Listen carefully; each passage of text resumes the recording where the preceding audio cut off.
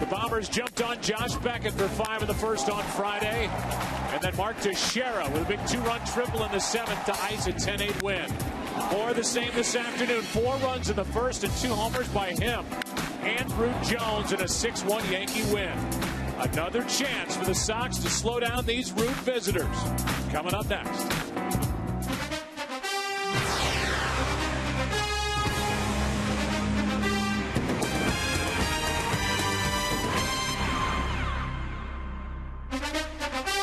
This is baseball night in America. Even though the sun's out, it's going to go down, and it is a beautiful night in Boston as we renew this rivalry.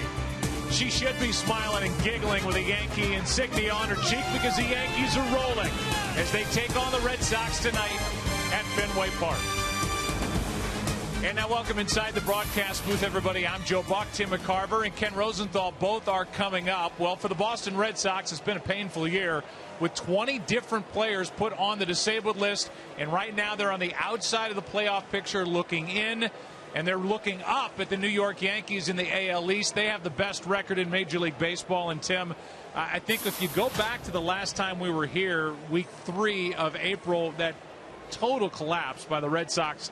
Bobby Valentine said after that game, this is about as rock bottom as we can go. But where are they right now? What was that collapse? Well, the Red Sox had a 9-0 lead. They lost to the Yankees 15-9. Bobby Valentine saying that he doesn't understand how they can be any lower after that game. Well, they found a new depth. On the other side, you've got the Yankees. They've had injuries of their own. They've had Rivera at the back end of the bullpen, Pettit and Sabathia in the rotation. But, man, they've got the best record in baseball, and they're doing it with that great offense. Yeah, and the reason they're doing it with that great offense, with aside from Brett Gardner that they lost offensively, they continue to hit home runs, 130 on the year. By far the most in Major League Baseball. We get set for baseball tonight, and here's a sneak peek at some of the All-Stars that will be on display Tuesday night in Kansas City. For the Yankees, names like Jeter, Granderson, and Cano. And for the Red Sox, Big Papi, their only rep. He'll be in KC on Tuesday. Baseball coming your way next.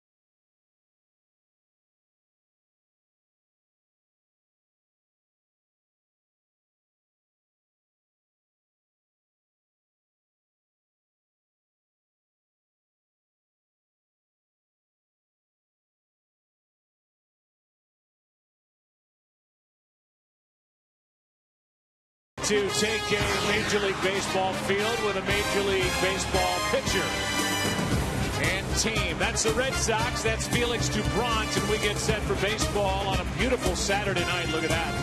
From Fenway Park, and the opening pitch will be brought to you by Budweiser. Great times are waiting. Grab some buds. How about the Yankees starting lineup? It's brought to you by Taco Bell. Sometimes you gotta live Moss. This is what it would be like if you stood in the on-deck circle with Derek Jeter. And he leads it off. Then Curtis Granderson, Mark Teixeira, Robinson Cano. Three of the first four hitters in that lineup, All-Stars. Nick Swisher. Andrew Jones has already homered twice today, and he gets more at-bats. Then it's Jason Nix, Russell Martin, and the former Boston Red Sox outfielder Darnell McDonald to take on his recent teammate Felix Dubront, who started out so well, and they hope he's not tiring and believe he's got to get back to what ran his record to a good start here in 2012.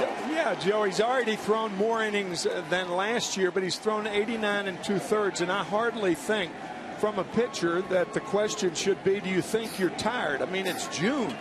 Last 5 starts, however, an ERA close to 6, and Jared Saltalamacchia trying to get him back to where he's not thinking a lot. Just do what got you there. That's that two-seamer away to right-handers. Jeter fouls the first one away, and we're underway on a Saturday night. A 6-2 start, just to give you numbers for Dubront. 6-2 start, 3.75 ERA during his first 11 starts. That big ERA and a record of 2 2 since. There are the numbers for Jeter as he waits for the next. He had 3 hits in the opener. He is totally fooled on that pitch down and away, strike 2. That's that two-seamer we were talking about out of the strike zone, and the Red Sox trying to stop the bleeding in the first inning. The Yankees scored 5 runs last night, 4 runs in the first inning this afternoon, and their earned run average in the first inning this year 6.21. Jeter fought it off. They started the first game at 12:35. I gave it about a 5% chance that somehow they'd still be playing at 7 o'clock when we came on the air. I think I might have given it a little more. 6.5 hours later, it was only a 3-hour game. Freddie Garcia got the win. Franklin Morales took the loss, and the Yankees went deep 4 times. Jeter was totally at the mercy of the home plate umpire, who goes by the name of Tim Timmons, on that pitch, and it missed, ball 1. How about the Yankees and what they've done in the first inning this series? First line is both teams. Second line, just the Yankees. 9 runs. And this one will start with Gomez knocking it down, and is safe at first. Jeter will end up at second base as it goes into the photographer's booth down the right side. Mauro Gomez had not played third base since 2009 at Single A. They need his bat. Middlebrooks is out, Tim, with a bad hamstring, and the defense jumped up and got him here. Yeah, over a period of 2 years, he made 31 errors at that position in only 71 games. However, in fairness to Mauro, that's a tough play for any third baseman, but he throws it away. You can almost give 2 errors on that play. And they did. And they did. On the pickup, or knockdown as it was, and then on the throw that allowed Jeter to go to second. He's there with nobody out. Here's Granderson, and you're the Red Sox. We showed you the numbers of what's happened in the opening inning in the first 2 games of this series. Dubront's got to be the one to step up and not allow that to happen here tonight. Ball 1 down and into Granderson, who has hit 23 home runs. Teixeira on deck. The big bat not in there with a day-night doubleheader. Here in the back end of it is Alex Rodriguez.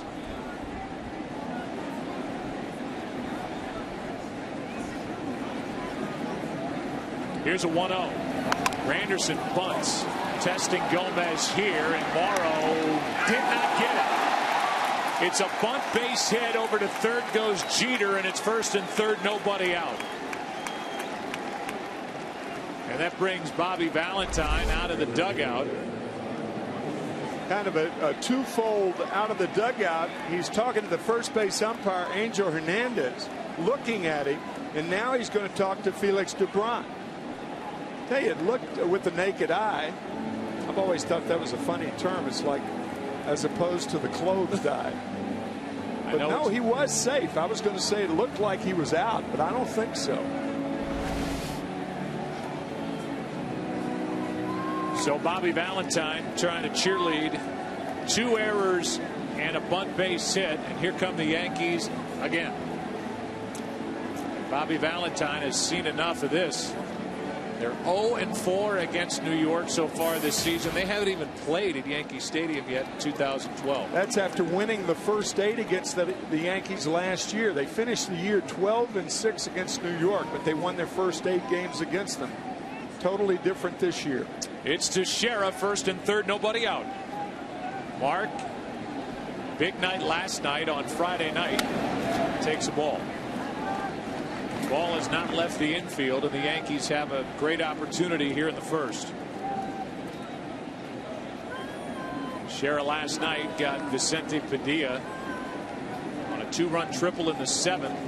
The Yankees got 2 more that inning and won the game 10-8. Here's a fly ball into center. Back at the wall. It's gone. A 3-run home run. And just like that, the Yankees jump up and bite the Red Sox again. They got 5 on Friday night in the first. They got 4 earlier today in the first, and they have 3 on the board here tonight and lead 3-0 in a blink.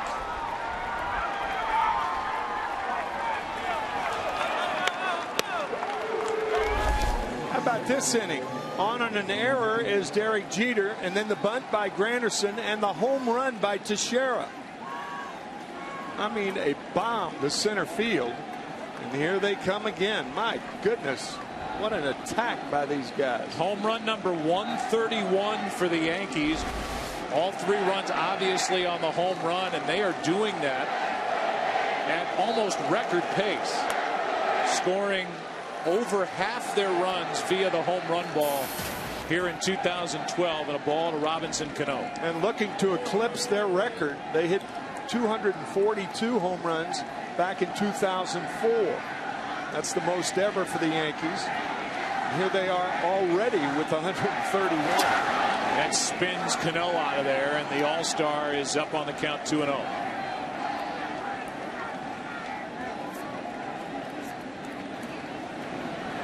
They've got the guy who's number 5 on the all-time home run list in Alex Rodriguez, who really hasn't hit his stride either. Broken bat. To his left is the young middle infielder, and making the play is Sirianko. 1 out. And that gets a Bronx cheer as the team from the Bronx just made its first out. I was thinking the same thing, that mock cheer by the Fenway faithful. Here's Swisher playing first base in the nightcap.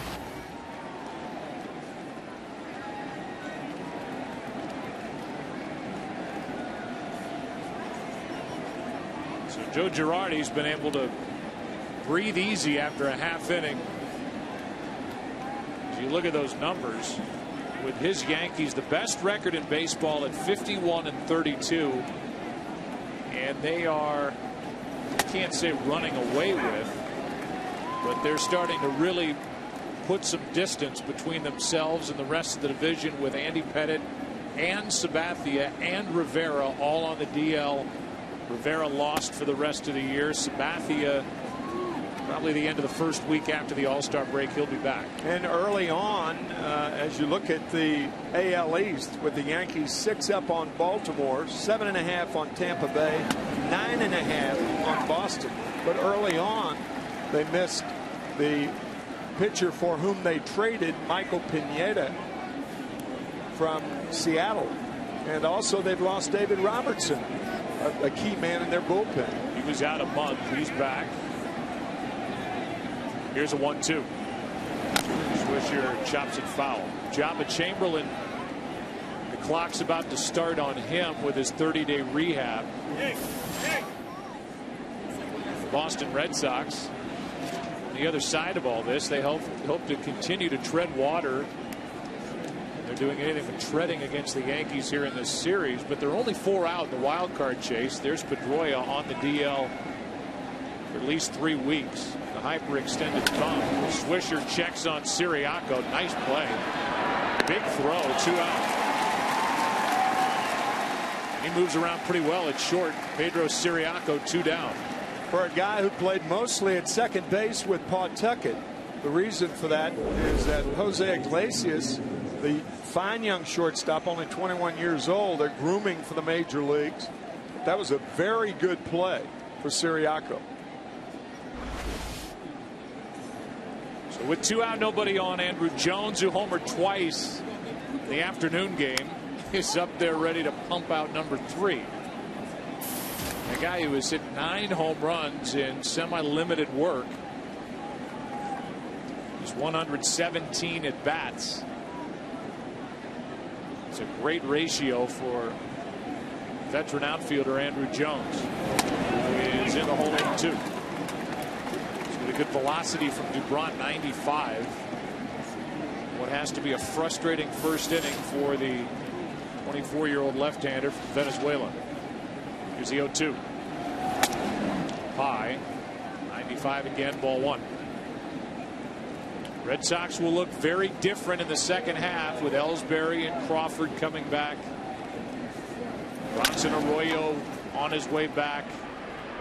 And how deep will the hole be they'll have to dig out of as the Yankees keep having fun in the first, and with one swing of the bat, the Yankees are all smiles again at Fenway Park. Teixeira, 3-run shot. 3-0 New York after a half at Fenway.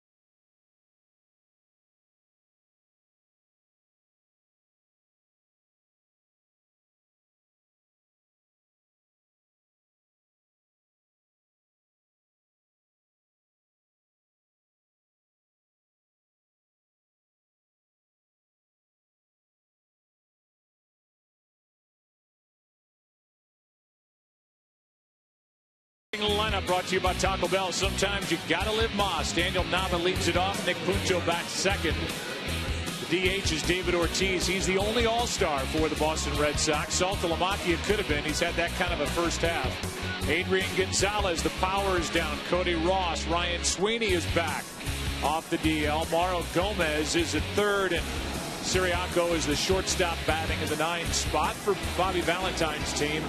And they want to try and lay off the high hard stuff from the right-hander Phil Hughes, who has been much better after a slow start. We talked about DeBron in that two-seam fastball. Phil Hughes does not throw one. He throws high, four-seam fastballs, his changeup and curveball. Of course, he must keep down, and he seems to have figured things out over the last 2 months. Nava has figured it out at the big league level. He's been a bright spot for the Red Sox, hitting .284. He's played a much better outfield. Waiting for a 1-0. He takes a fastball strike at 91 from Phil Hughes, who was allowed 2 runs or less in 8 of his last 10 starts. And he's gone 8 innings in back-to-back efforts his last 2 times out. Here's a 1-1. 2-1.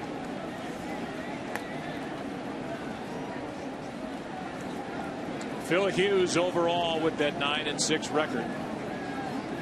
Yankees got a win today from Freddie Garcia. They got a pretty good start on Wednesday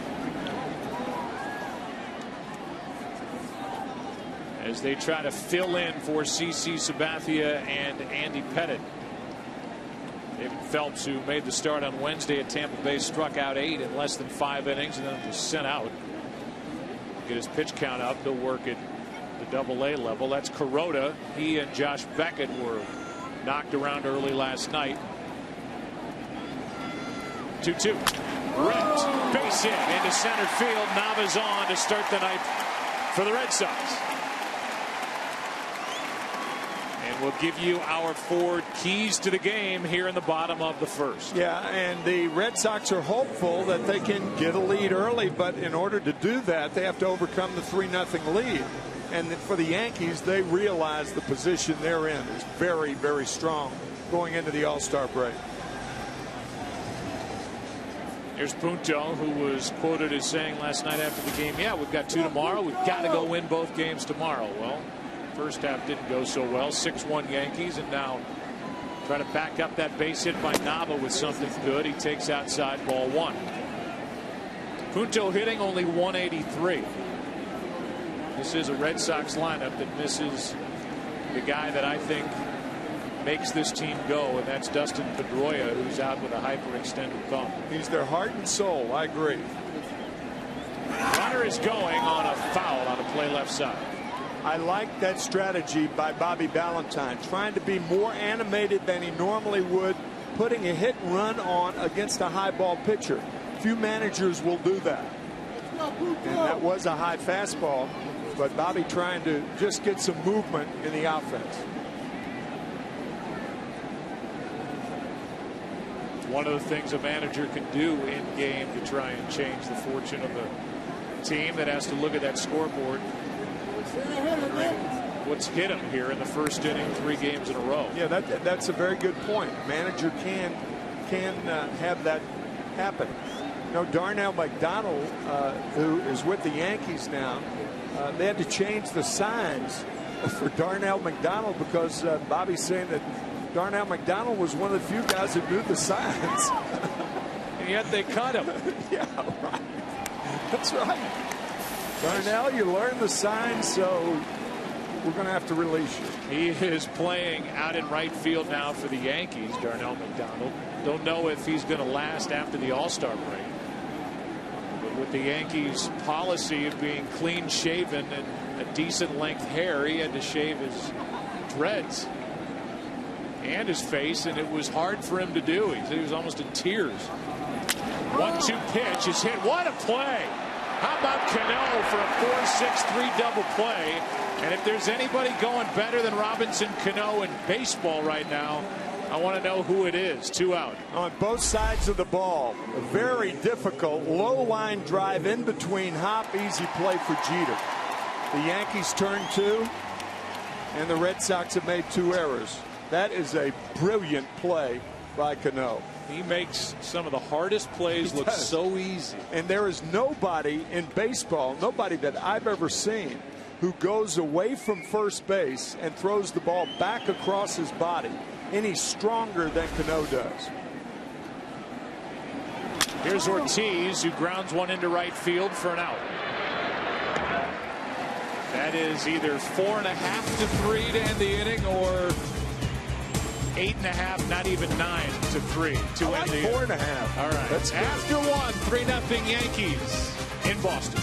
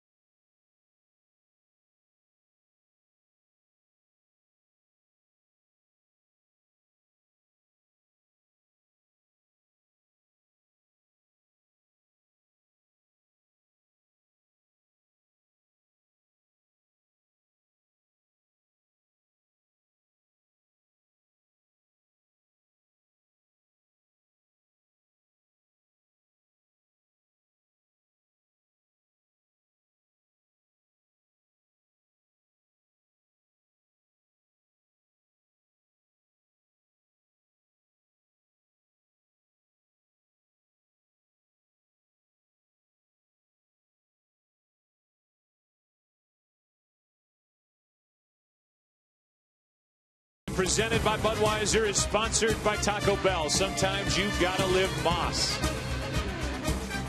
Beautiful weekend weather-wise here in the Northeast. Here in New England, we're in Boston, Mass. at Fenway Park, and we go into the second. After this game, all of us will make our way to Kansas City for the 83rd Major League Baseball All-Star Game on Tuesday night, 7:30 Eastern. That's when we come on the air. And cannot wait for the best in the AL taking on the best in the NL. NL has won each of the last 2 years as Jason Nix takes a ball low. Prior to that, the American League had won every year since '96. Last time the NL had won, and then there was that tie. Remember the tie back in 2002 in Milwaukee? Sure. That is over but low in the count 2-0. Nix homered in the first game of this day-night doubleheader. Russell Martin is behind him, and then Darnell McDonald. Bottom three. 3-0 New York. Big swing, and that's strike one. Joe Girardi telling us before the game about Jason Nix that he works harder than just about anybody on the team. He'll play all over the infield, all over the outfield, and he's had to earn everything he's received at the major league level by hard work. And they're glad they've got him. Valuable piece as he comes up empty again. It's 2-2. Brother Lance Nix was on the disabled list for the Phillies. I think he's still with the Phillies or still on the DL with Philadelphia. Should we get Steve Horn on that or Dave Schwabe on it? Either one. The 2-2 pitch. Fouled out of play off to the right. For breaking All-Star news, we're going to go to, I think, the best authority in Major League Baseball. Always with his ear to the ground. Always wearing a bow tie, even to bed. Kenny Rosenthal. 2 balls, 2 strikes. Jason Nix. He's off ball 3. It's a full count. The news will, Tim, first make you upset. And you personally will make you happy. I know.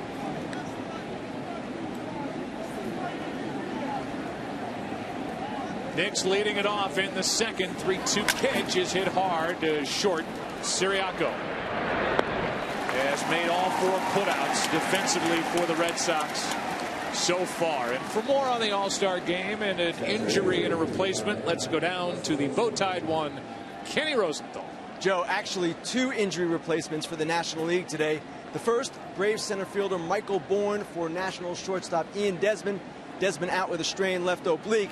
But the second one is the big one. The Marlins' Giancarlo Stanton will be out 4 to 6 weeks with knee surgery. He will be replaced by the Nationals' Bryce Harper, who becomes the youngest All-Star position player ever and the 3rd youngest All-Star overall at 19.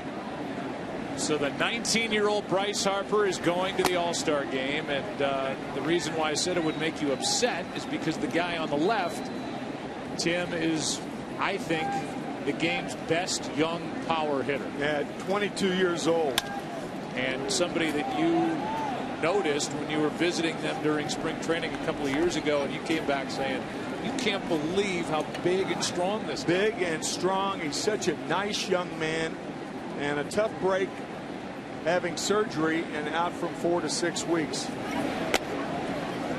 But on the other hand, to see Bryce Harper for the first time, a lot of you folks are going to be very impressed. Very. He does everything at about 103 miles per hour. Yeah.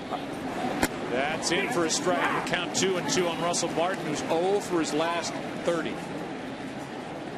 A free agent to be. That's a bad combination. An average 176. But a good defensive catcher, and somebody Joe Girardi told us before the game, can we win with him hitting 180? Well, we are. Yeah, they have. Right. Why can't we continue? Right. But it's tough to rationalize that low a batting average, regardless of how your pitching staff has done. And a catcher being the link to a good pitching staff and them having a good first half, you do share in some of that success. but it's hard to rationalize when you're hitting $176. Asking Girardi if Martin seemed frustrated, he said, "Oh, how could he not?" Here is a floater for a base hit. That'll feel good to Martin. That breaks the 0 for 30. And he's going to try and turn it into a double, and he has. A one-out double by Russell Martin. And one of the good guys in the game just got an extra base hit just out of the reach of Mauro Gomez at third. Gomez leaping and just off the webbing. That's how it has gone for the Red Sox.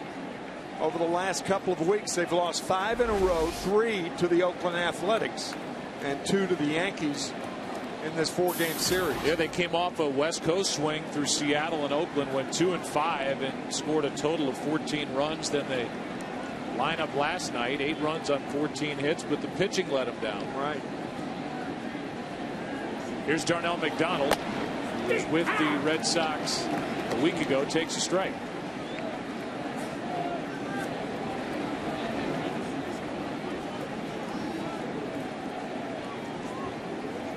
It went to Jeter, the desk of Derek Jeter.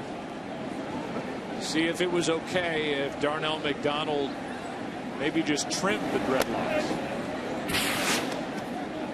That's what they look like. That's him in a Red Sox uniform. That's the dreadlocks in a bag. What in the world are you going to do with those? He said he might sell them to charity. What charity would buy that? Now, wait a minute. They have Locks of Love, which is a charity, which is something that as this one squirts away, and that'll send Russell Martin over to third. If it ends up at, here comes Martin part of the way down the third baseline with Saltalamacchia walking back. One that got away. The count's 2-1 as this one. Yeah, that's a ball that Jared Saltalamacchia normally catches. And it is a pass ball. It should be. So Locks of Love, I would imagine, is going to get the bag of hair from Darnell McDonald. Okay. How much business does Locks of Love have? Here's the 2-1 up high. Meanwhile, at the scoreboard, they've just superimposed a Yankee hat and a Yankee white pinstripe home jersey onto Darnell McDonald. So if you use that as an ID, Darnell McDonald could not get in anywhere. The 3-1 pitch is swung on and missed, a full count. Not hirsuitedly inclined.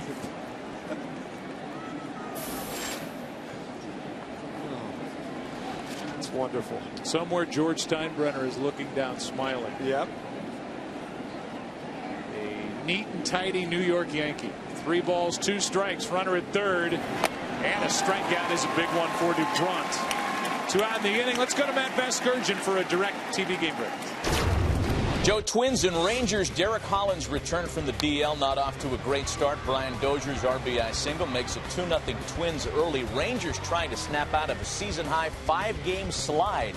If you call yourself a sports fan, you got to get DirecTV. Call 1-800-DirecTV. Back to Joe and Tim in Boston. All right, Matt, thanks. Yeah, the White Sox just got the Rangers, and it was Kevin Youkilis with back-to-back game-winning hits to finish off that sweep. And Youkilis went deep again today for the White Sox, who are red hot, and they beat Toronto 2-0. 9-3 are the White Sox since adding Kevin Youkilis to their team. And he looks like the Youkilis of old. He when does. you see the highlights. He does. Nicked up, injured on the DL, bad back, a series of injuries the last couple of years. Will Middlebrooks came up, hit. That even forced Adrian Gonzalez for a while into the outfield, a Gold Glove Award winning first baseman, but they finally made the deal with the White Sox. Chicago is loving what he's brought to the South Side. The count goes to 1-1 on Jeter.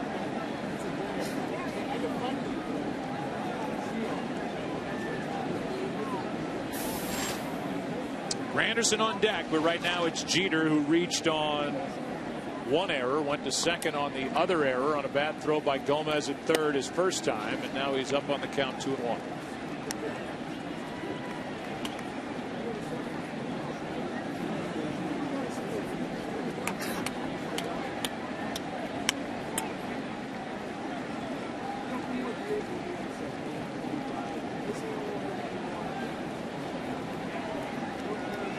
Jeter's driven in 25, hit 7 home runs. Number 2 in the AL in the hit department, takes a strike. And it's 2-2. Jeter didn't like the call. The guy with 108 hits backs out of the box with a count even. I think Derek thought it was inside because he was looking outside. That pitch is a strike.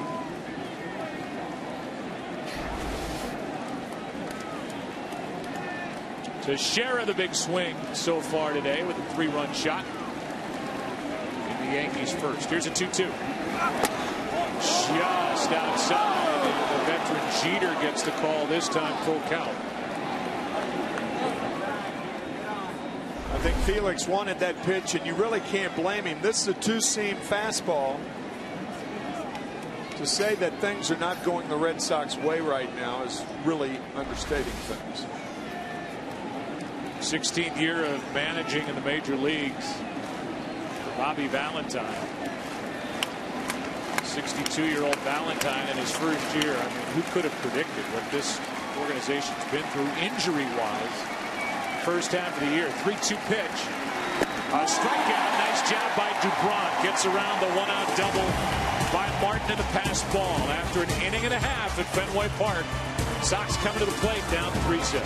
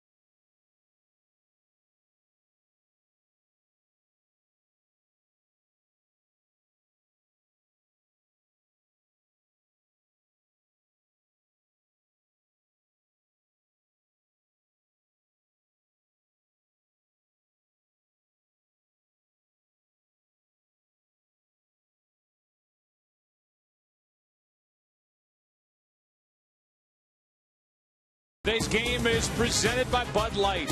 Summer is calling. Summer's been nice here in the Northeast this week. It's supposed to get a lot hotter today. It has been brutal in the Midwest. I saw 104 today in Kansas City, where we'll all head after this game tomorrow. It's 100 in New York, I'm told. So 100 in Washington. Just didn't get up here is Saltalamacchia, who's already got a career high in home runs and could have made a very strong case to be an all-star. He was disappointed too. He's had a good first half with those 17 home runs. You saw that note. Only Carlton Fisk in the history of the Red Sox has had more home runs in the all-star break, with 18 in 1973. Which is, coincidentally enough, the last time the All-Star game was in Kansas City.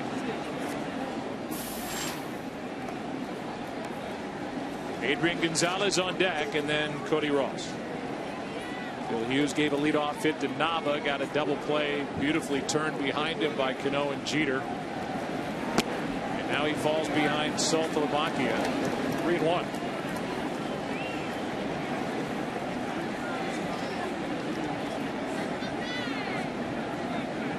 Switch hitting catcher picked up in 2010 from Texas. That's a strike and come back, Jared. It's full count. Even though you're looking fastball, you want to take that pitch on a 3-1 count. It's too good a pitcher's pitch.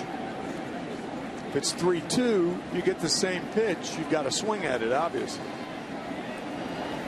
And now a strikeout as Saltalamacchia had thought he had walked. He gets pulled back to the plate on a borderline pitch. He strikes out. 1 out in the second for Boston. Those last 2 pitches are right in the same spot. This is the 3-2 pitch. He took the 3-1 one and then struck out on an identical fastball from Hughes.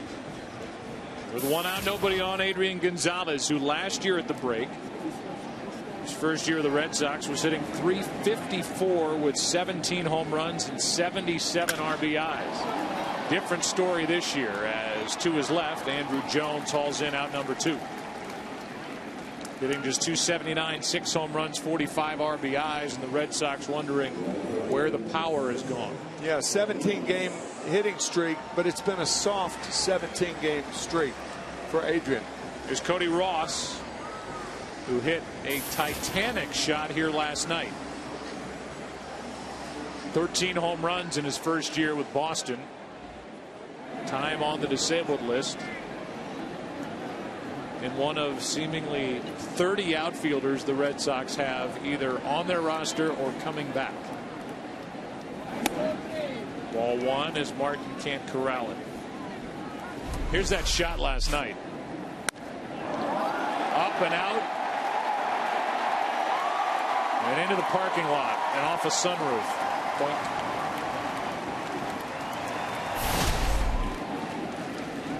The 1-0 pitch. 2-0.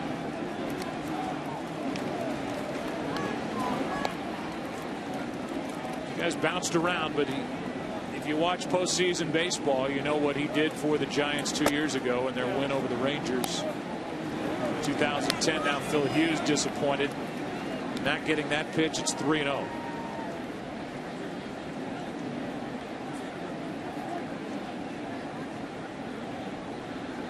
Hughes needs a strike, and he gets one in the inside part.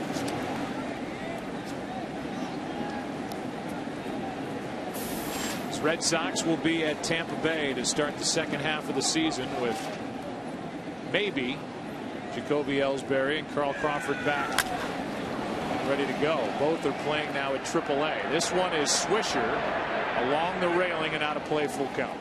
You know, may have had the best team in the Northeast this year. The Portland, Maine AA affiliate of the Red Sox. I mean, they have had all of these major leaguers filtering down and playing at that AA team.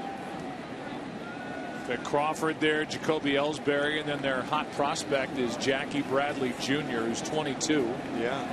He's called up to AA, and he's hitting in the 370s. Left-handed batter, they're excited about him. Still full on Cody Ross. He is one of many to come through the Red Sox chain. Over the years, the Red Sox famous for drafting great hitting outfielders. Not the draft in 1936, but that's when Ted Williams signed with the Sox. First year 1939, and then of course Carl Yastrzemski.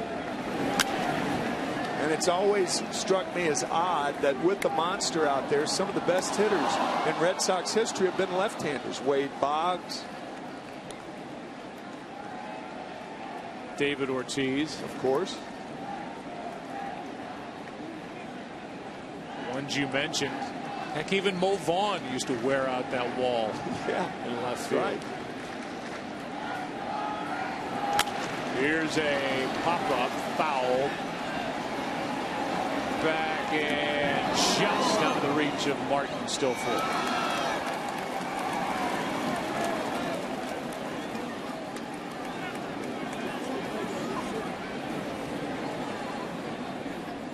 So it's been a long at bat for Cody Ross with 2 out, nobody on in the second. Yankees will have Granderson, Teixeira, Cano in their half of the third. Closest team to the Yankees in the East, Baltimore, And they're playing out west at the Angels later tonight. 3-2. 2-out walk. First walk of the night, and it belongs to Cody Ross. He's on for Ryan Sweeney, who was just activated. And Ryan Kalish was sent out. Another one of the young outfielders they've drafted recently, Josh Reddick, is the guy they traded to get Andrew Bailey, their closer, who came with Ryan Sweeney, who's at the plate in the deal with the A's. And right around 20 home runs is Reddick. On the All-Star team, never made an All-Star team in the minor leagues. And here he is on his first one in the major leagues. Here is a check on the runner at first, and the runner Cody Ross is back with 2 out.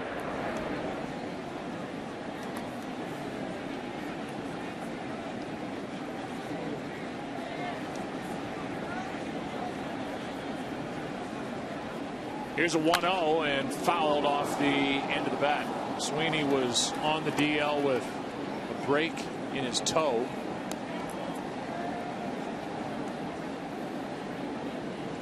Leave the big toe on the left foot. Right.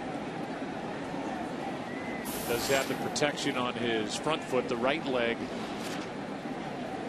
As he waits for a 1-1, a late swing, strike 2, and that's that high fastball the Red Sox are going to try and lay off tonight.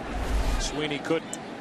It's odd with Phil Hughes until you go into his numbers that left-handers are hitting far worse, 130 points lower than right-handers against Hughes. But when you think about it, most of Hughes' fastballs are up in the strike zone, and most left-handers like the ball down. So he gets a lot of mileage out of that high fastball to left-handers. Only 201 on the year by left-handed hitters against Hughes. Just fights it off, pops it up, fouled, and Nix can't get there. That was a perfect example right there of what we were talking about. Hughes with that high fastball, Sweeney couldn't lay off. Fortunately, it's a foul ball. Left-handers hate that pitch.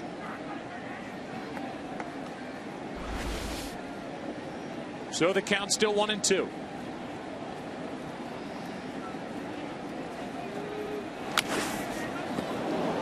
Off the railing and deeper into the seats. Foul back by the Red Sox dugout. Still 1-2. Boston looking for some lift before the All-Star break. They will send only one. David Ortiz to the All-Star game in Kansas City. Last time they sent only one was in 2001 when Manny Ramirez went. That is into left field trouble. Andrew Jones with a diving catch to end the inning. He's already hit 2 home runs earlier this afternoon, and he looks like he's playing in 1996. Yeah, his old Gold Glove form. Back after this from your local Fox station, 3-0 Yankees.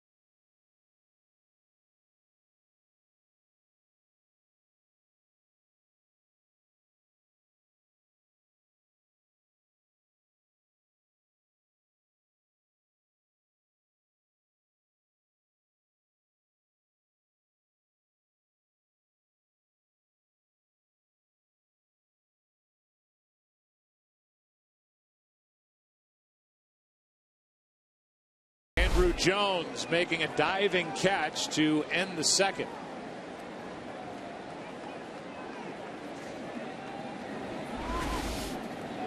And now Curtis Granderson first up for the Yankees in the third. He takes a good fastball. And here is the reaction from his teammates and the dugout. Yankees are doing everything right. All sides of the ball, and the 10-time Gold Glove Award winner covered a lot of ground to make that catch. That pitch barely missed. And the count 1-1 on Granderson, who singled on a bunt his first time up. So hitting .247, but a lot of production. Fourth in the AL with 23 home runs, strike 2.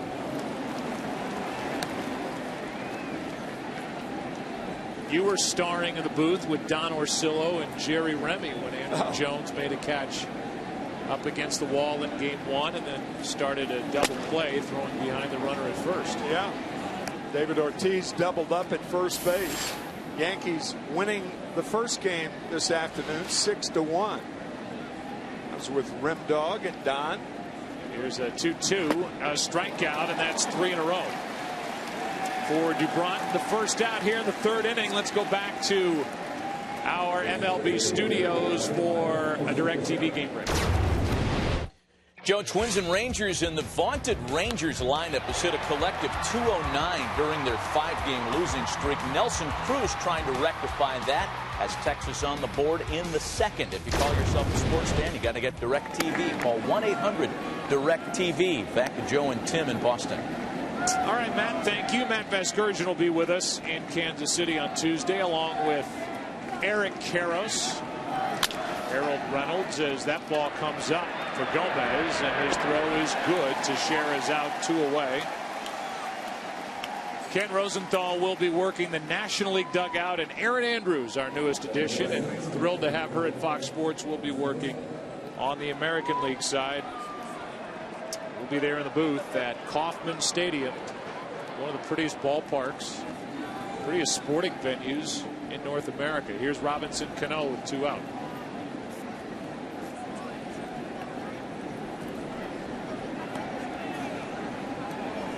Cano stepped in back in the first inning. He eventually grounded out, but over his last 39 games, he hit .336 with 15 home runs. Hit 11 home runs in June. He's got a 13-game hitting streak, and he's hit over 400 during it. He is the captain, and Dubron's really getting upset. He's not getting those pitches. He said something to the home plate umpire after that 1-1. Cano is the captain of the American League side in the home run derby on Monday night.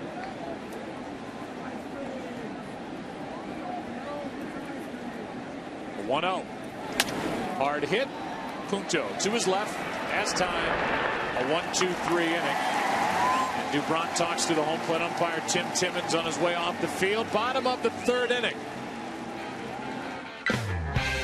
Teixeira, 3-run shot in the first inning, and the Yankees in control so far, up 3-0.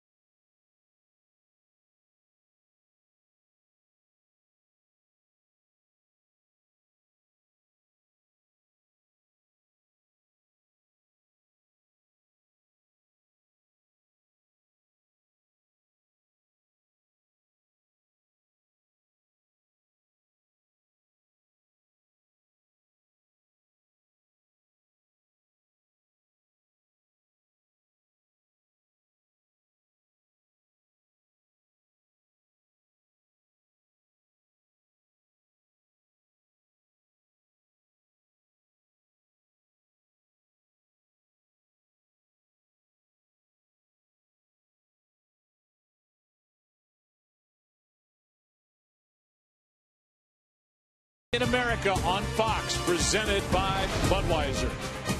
Bottom of the third inning. Phil Hughes back to work, and this one is shot toward the wall and off the bat of Mauro Gomez, and he's into second with a first pitch stand-up double. The Red Sox have their first extra base hit of the night. They may have to find at-bats for this guy when everybody gets healthy. Well, if you check his minor league career, and he did play 9 years in the minor leagues, a lot of power, not a good defensive player, but he can hit. Had his first major league RBI last night and his first extra base hit tonight. Ken Rosenthal is with us, and pretty good minor league free agent pickup for the Red Sox when they got both these guys, Gomez and Siriaco. Right, they're not prospects, Joe. They were signed as minor league free agents. Siriaco is 26, Gomez is 27. Gomez, as Tim said, is an interesting guy. 24 home runs for the Braves AAA Gwinnett affiliate last season, and that is a tough park to hit in. Daniel Nava telling me yesterday, pretty impressive numbers. Here's a bunt base hit by Siriaco, and the Red Sox have 2 on, nobody out. And Gomez, who led off with a double. There have been 2 pitches thrown, and it's first and third, nobody down. Does this look suspiciously like the Yankee top of the first? Jeter was on second base, and Granderson laid down a bunt, and now Gomez is on second, and Siriaco bunts down the third baseline. To bring in Daniel Nava, who singled his first time up. Yeah. Well, that was a blueprint of a bunt that just died down the third baseline. Martin had no chance. Red Sox need a big hit, and they ask for it from Daniel Nava.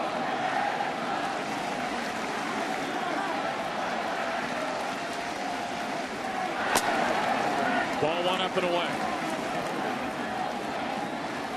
Nava wants to make either Paul or Christian move some numbers out inside the Green Monster here at Fenway Park. Those guys are working out there tonight. They're the guys that change the numbers, which on that board reached 3-0 Yankees. Nava grounds 1 to second. Double play ball. Run scores. It's 3-1. Nava hit it hard, but right at Cano. And the double play brings home Gomez. It's a 2-run game. No RBI, of course. Gomez scoring easily with the infield and double play depth. Just routinely turned by Cano and Jeter. So somebody, either Paul or Christian, put the yellow 1 up. There are only 2 out there, either Paul or Christian. Well, sometimes they have another guy. I didn't get his name, but those 2 guys are here tonight. I took a trip back there and walked around out, and it is at the same time the best and the worst possible way to watch a baseball game. Best of worlds and the worst of worlds. They've got little slits underneath the blocks where they put the numbers where they can look out. And everything obviously has to work in reverse out there. It's quite a system they have. In a ballpark that's been around since 1912. That's it. That's what they look through right there. Hi, guys. Paul, Christian. If you can hear us, put your hand out.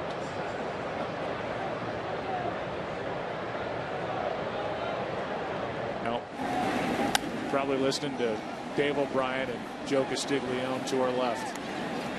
Counts 1 and 2 on Punto. You mentioned Manny Ramirez earlier. The guy who knew that area most intimately was Manny Ramirez. In fact, when he played left field. I talked to him about that and said every pitching change he'd come back in here. Unbelievable. One time he did it and there wasn't a pitching change. We had to wait for Manny to pop out from behind the green door. 2 and 2 with Ortiz on deck, and Punto, who bounced into a sharply hit double play his first time, waits. Hughes delivers, and here's a fly ball into left at the wall off it. And Punto has a 2-out double, and just like that, with Big Papi coming up, the Red Sox have the tying run walking to the plate.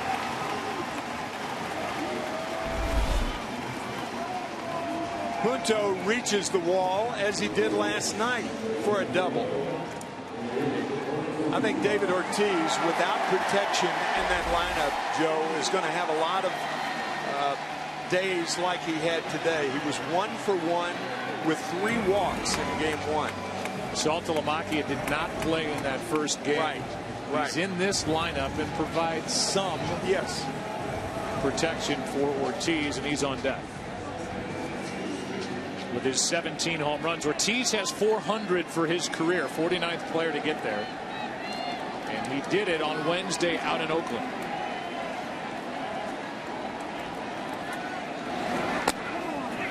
Takes a strike, and here's home run number 400. It looked a lot like many others on the list. Wheeling on it and flipping it into the seats and right.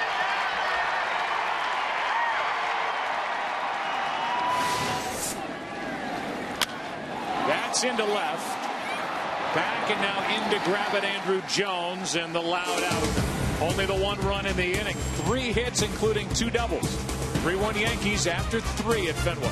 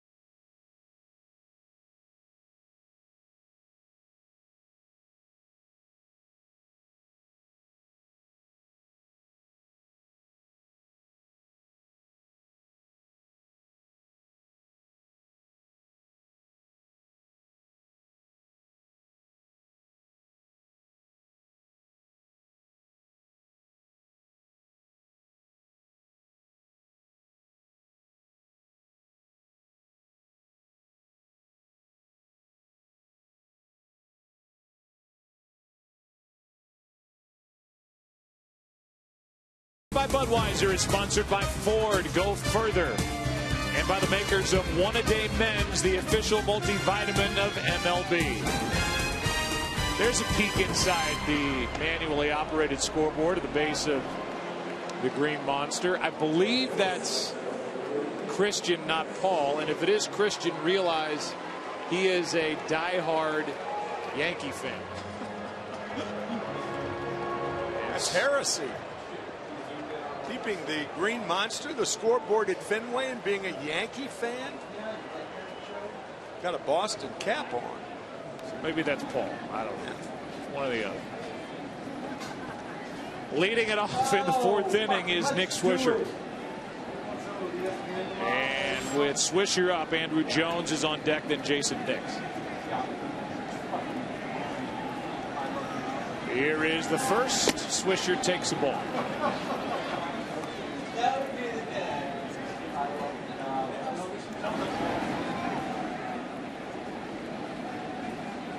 Swisher bounced out to short and now takes a ball just outside. 93-mile-per-hour fastball. It's 2-0.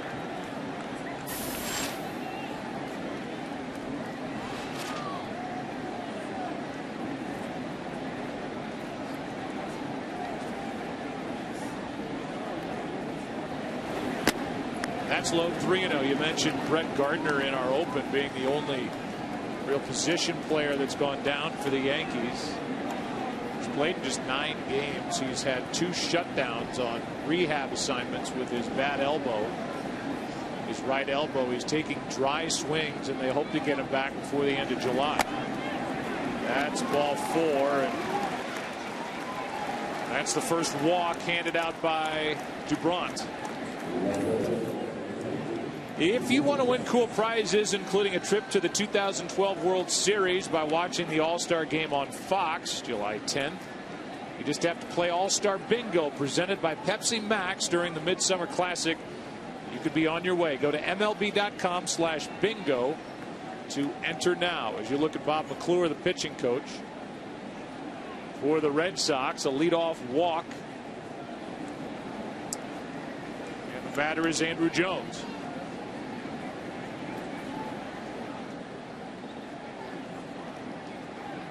Dubront pulled the string, and Jones out in front of it, strike 1. It's what usually happens to Andrew. He's looking to pull everything. He rarely will go up the middle or to right field.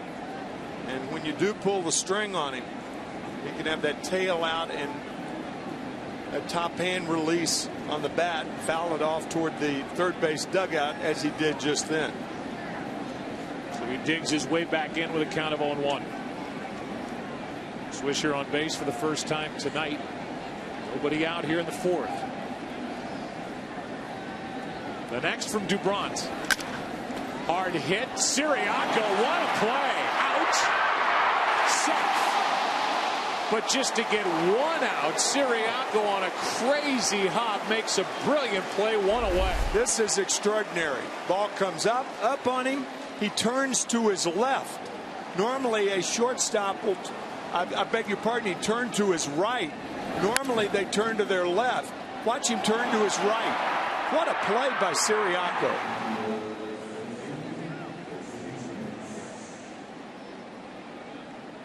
Hand went on the ground, and then it went in the glove quickly to get the lead runner.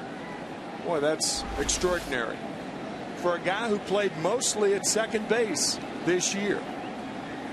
Jose Iglesias, who is their hot prospect at AAA at the shortstop position, still trying to prove that he can hit. He's been hurt. So he's worked his way back, and he'll be in the lineup, you would have to believe, tomorrow when the Red Sox at the AAA level, Pawtucket, plays. They'll have Ellsbury. They're going to get a start out of Clay Buchholz. Will come back just after the All-Star break, had intestinal bleeding. He'd been a hot pitcher, except for one bad start right before he went on the DL. So they'll be happy to get him back. 1 ball, 1 strike on Jason Nix. We did find out that Jason's brother Lance is on the DL for the Phillies. We thought that, now we're sure. Steve Horn once again. He passed that one off. I watched him.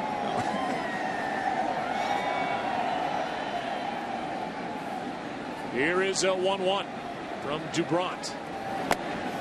In at the knees, strike 2.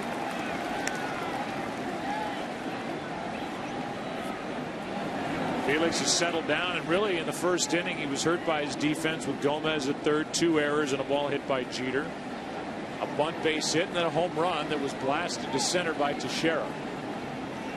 Pitched around a 1-out double and a pass ball last inning. So that was in the second. Had a perfect third, and now trying to get a lead around a leadoff walk here in the 4th. You mentioned Buchholz. I saw a statistic earlier in the day where Buchholz, John Lester, and Josh Beckett are 12-19 this year.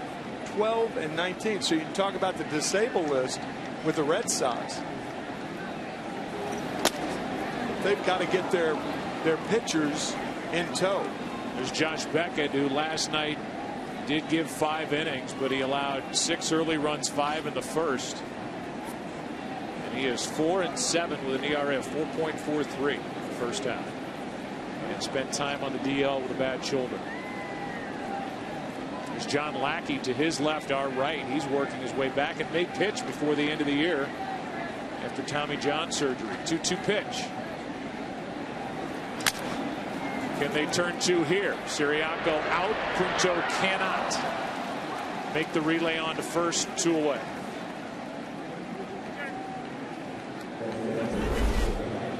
This is the 6th assist for Siriaco in this game. No chance to get 2. Good takeout slide just in case by Andrew Jones. So the inning continues for Russell Martin, who is happy to get the streak snapped. He had been 0 for his last 30 until he doubled in the second. Got his average up to 180. That stuff trails you around like Carl Crawford, who is trying to make his way back. Every article you read about Carl Crawford mentions $142 million. Yep. That's what he signed leading into last year, and then he hit a career low 255. Had offseason surgery on his wrist, and then that traveled up his arm, and he had a sprained ligament in his throwing elbow, his left elbow, and he's trying to come back from that. $142 million should be changed to his middle name. Here comes a 1-0. 1 on, 2 out. 2-0.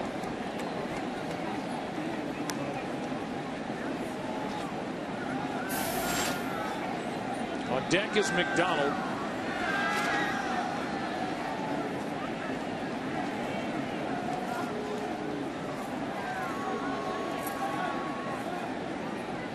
There's a night for DuBron.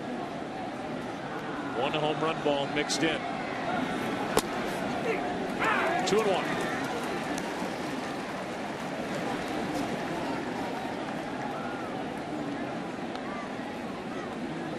See the guy on deck, Darnell McDonald, who was added to the Yankees roster, and you see his number 26. It's a good number for the Yankees to get in at this point in the season.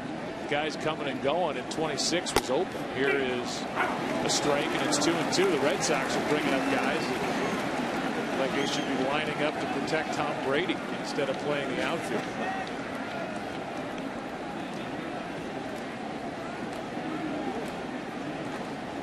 Number 61 on the mound, number 66 in left, Nava, number 77 at shortstop, number 60 at third. Yep. Here's a 2-2. Full count.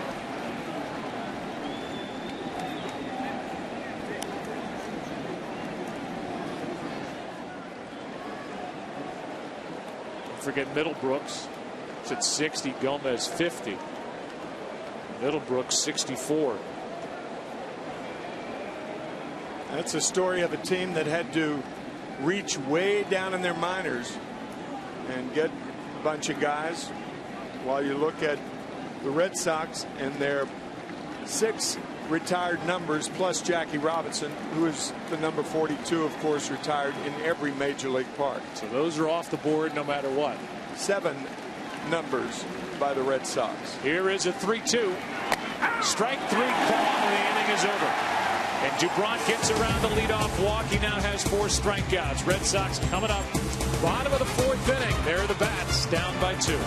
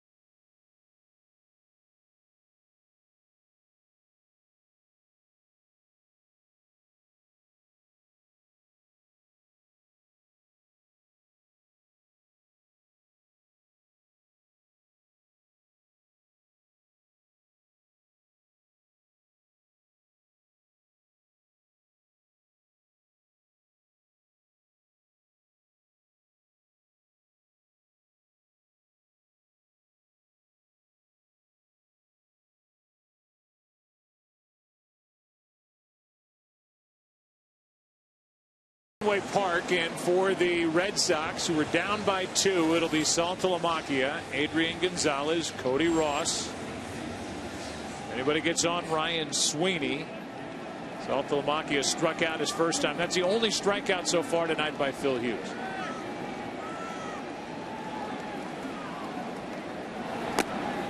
That's a breaking ball inside for ball 1.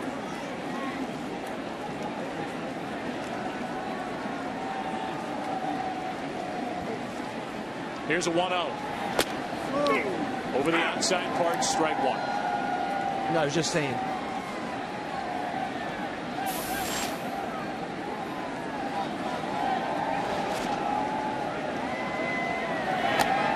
That's a bit high. 2-1. Saltalamacchia up on the count.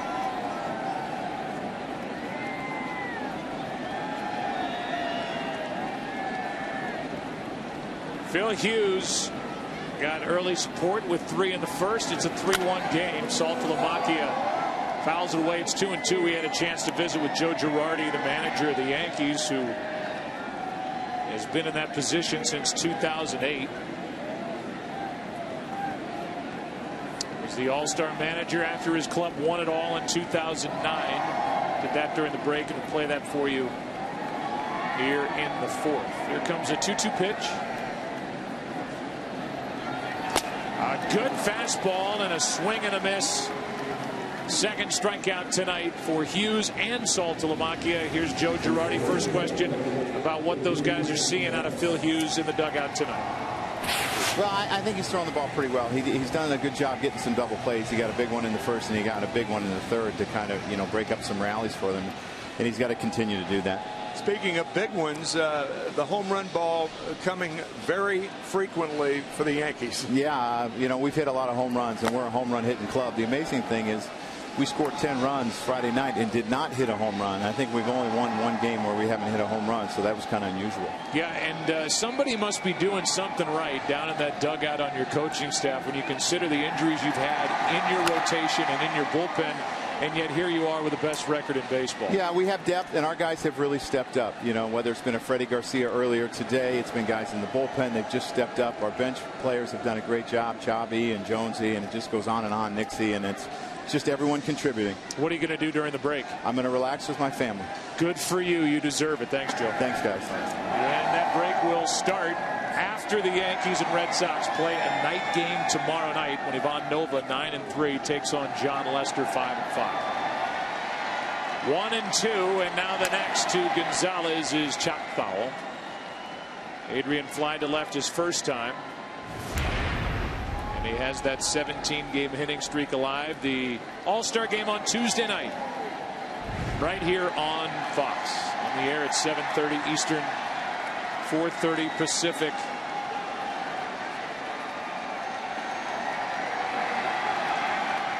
Who will the starters be? The starting pitchers. Here's a 1-2 and a fly ball into left. Back is Andrew Jones. He will watch it hit off the green monster. And Adrian Gonzalez is into second with a 1-out double. And his hitting streak is now at 18 games. Last year, Terry Francona, the manager of the Red Sox, said Adrian Gonzalez is a left-handed hitter who, when he hits the ball to left field, looks like a right-handed pull hitter. This year, that has not been the case. But when the Red Sox signed Adrian Gonzalez, as Phil Hughes does not like it, but understands this is Fenway. High fastball, and last year, Gonzalez taking advantage of that wall, but not so much this year. So 1 on, 1 out for Cody Ross, who walked his first time and is hitting .275, 13 home runs, 40 RBI. Strike 1.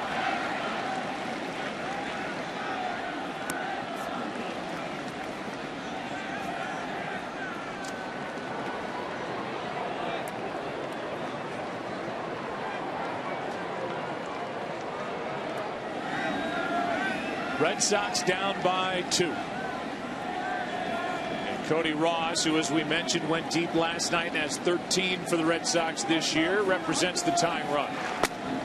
That is is just a bit high, and the count of ball and a strike. And frozen looking in was Phil Hughes, thinking he had strike 2. Tight strike zone tonight. Game 3 of a 4-game weekend series.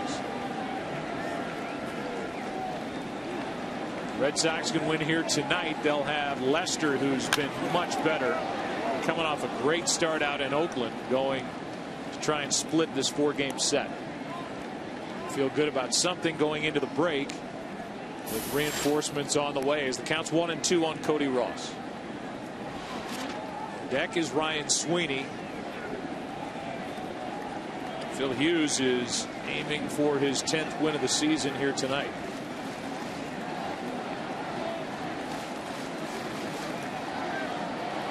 Hughes has struck out 2.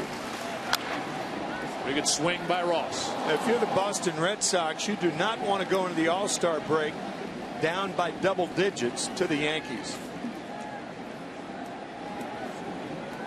You were saying it on Nesson earlier today in the first game with the guys about that extra wild card spot, and not something you believe these Red Sox and the players are even thinking about right now. No, I really don't. I think for people to be talking about the playoffs, it's premature. They got to worry about the process of getting there.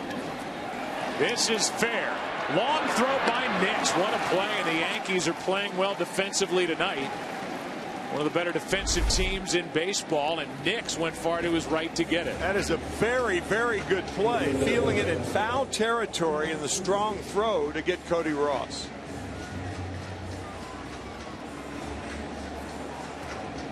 Long throw, and Ross was out easily, and now it's up to Ryan Sweeney, who has not homered yet.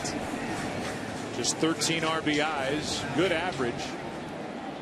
He hasn't homered since last July. The Red Sox approached the word playoff like Jim Mora did.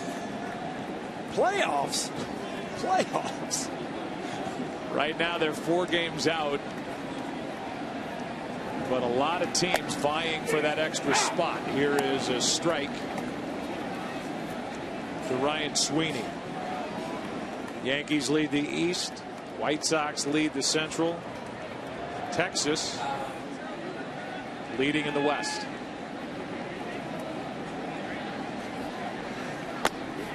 Breaking ball is a beauty, strike 2. Boy, that was a terrific curveball from Phil Hughes to just lay on the outside corner. Totally confusing Ryan Sweeney.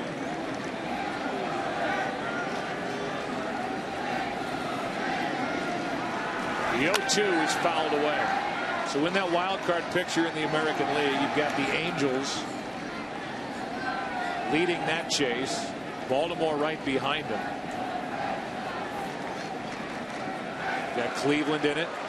Detroit certainly in it. Oakland, if you want to count them. Boston 4 out as well. 0-2 the count. Runner at second, 2 out. And again, Sweeney can't lay off that high fastball. Still 0-2.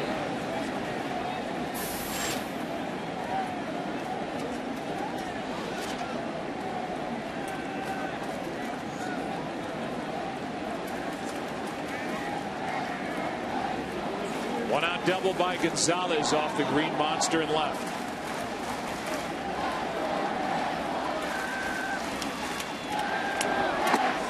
Sweeney held up. Talking about the Yankees making all the right moves. I think Joe Girardi made the right move by pitching Phil Hughes tonight. Thinking it was quite logical going with Garcia today. Garcia the winner. And the Red Sox would be tired. They can't handle that high fastball. Playing a game this afternoon. Chopper to Cano. Inning is over. Hughes around the 1-out double.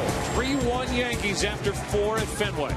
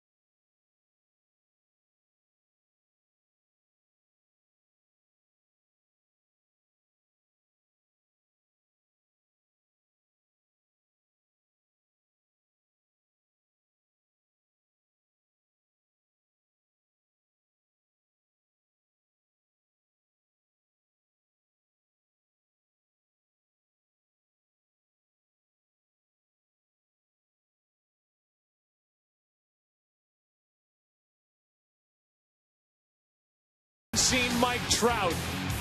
He's 20. Plays for the Angels, and he can do it all. Hit for power. He can steal bases, play defense, and he will be on display Tuesday night in the 83rd Major League Baseball All-Star Game. He can do everything, and it looks like, Tim, he's been doing it for a long time. That's the thing. His father was a minor league player. And often when your dad played in the major leagues, somehow you're more advanced, even though he's only 20 years old. Here's a pitch outside to Darnell McDonald to count 2-0. We were kidding about Darnell McDonald's locks earlier, and we talked about the locks of love. I was by no means taking that wonderful organization lightly. It is a terrific organization that does a world of good, furnishing hair for cancer patients. Both daughters donate to that, and they took great pride in being a part of that. That was just a guess by me that's someplace where the bag of dreadlocked hair could end up. From Darnell McDonald, who takes low in the count 3-1. Darnell hit .214 while with the Red Sox this year. Now he's with the Yankees, and he's up on the count 3-1. He'd like to remind people he was with the Red Sox, and he can still play as he has the count in his favor. And he rips it foul. Full count. How about Mike Trout, Ken Rosenthal? You got more on him? Well, Joe, a lot of people can't believe still that he fell to number 25 in the 2009 draft. The Yankees actually had him as the number 2 player on their board behind Steven Strasburg. But the number 25 pick, that went to the Angels because the Yankees signed Mark Teixeira. Trout was a kid from South Jersey, not a baseball hotbed. The Angels, well, they caught a break there with Mike Trout at 25.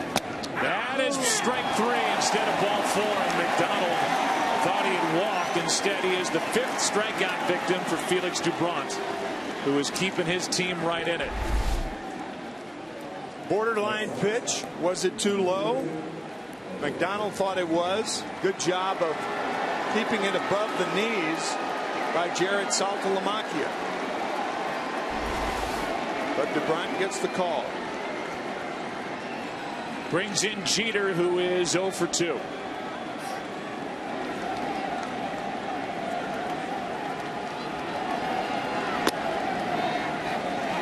Ball 1 down and in. Give you a game break after Jeter does something in front of Granderson here in the 5th.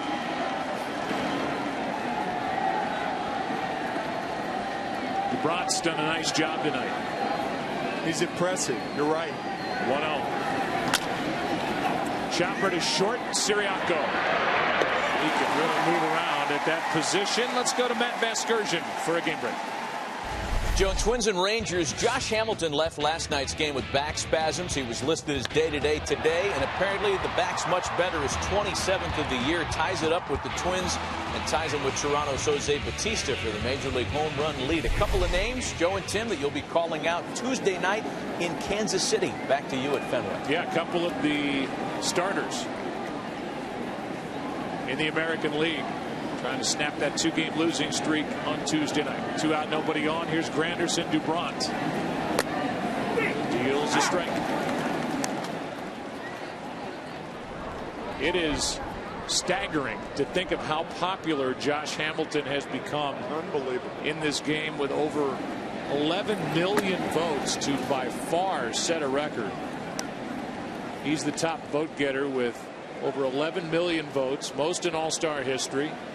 Going to start for the 5th straight time, and he leads baseball in RBIs, and he's a free agent to be. 1-2 the count. 4 home runs in a game this year, and he's cooled off since then, even though he still leads the majors in RBIs. Doubront has really settled into this game, and now through 5. He's allowed those 3 runs on just 3 hits, struck out 6. Bobby likes it. 3-1 Yankees after 4.5.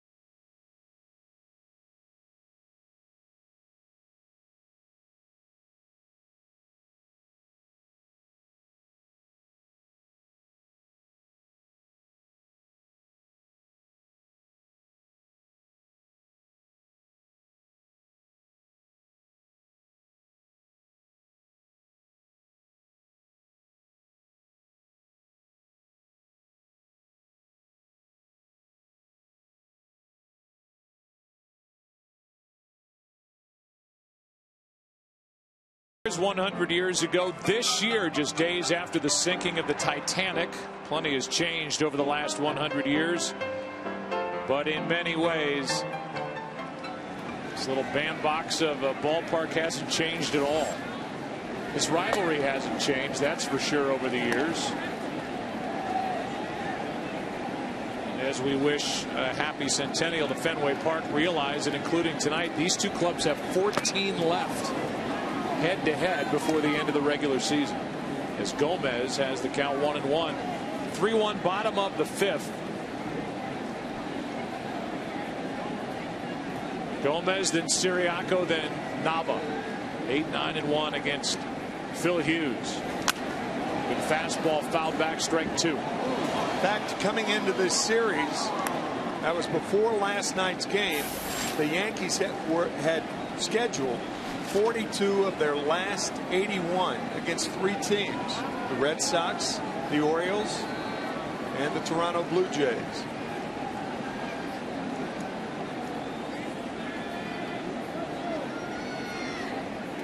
Here is a 1-2 from Hughes. 2-2.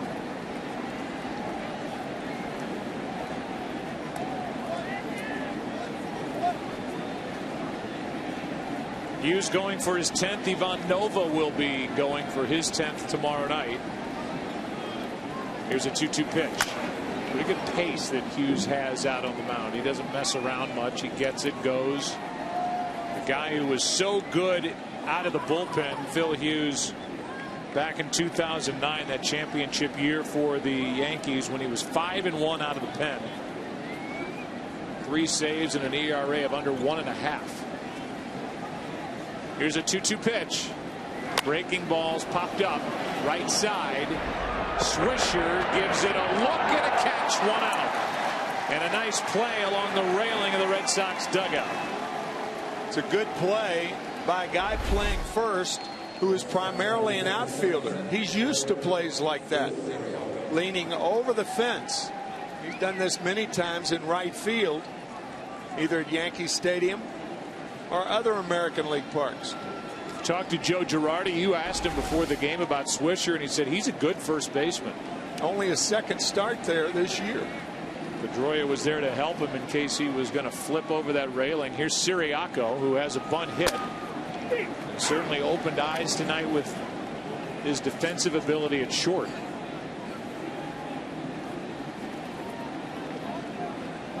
It was his first Red Sox hit, now 1 for 5, and he fouls it back. Pretty good rip, strike 2.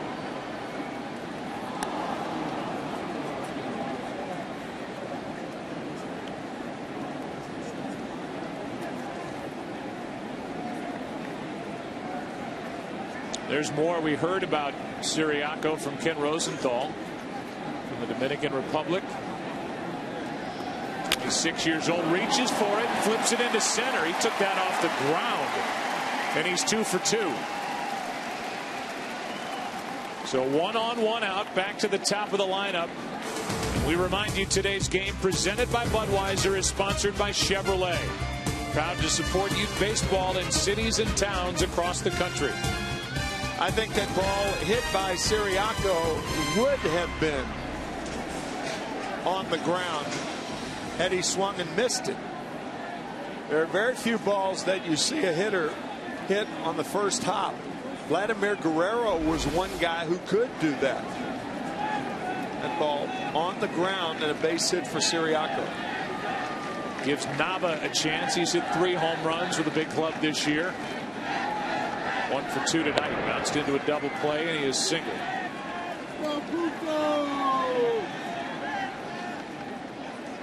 So he likely goes to the bench when Ellsbury comes back. Carl Crawford comes back. He certainly played well enough to deserve some chances in the second half as he takes ball 1 up and away.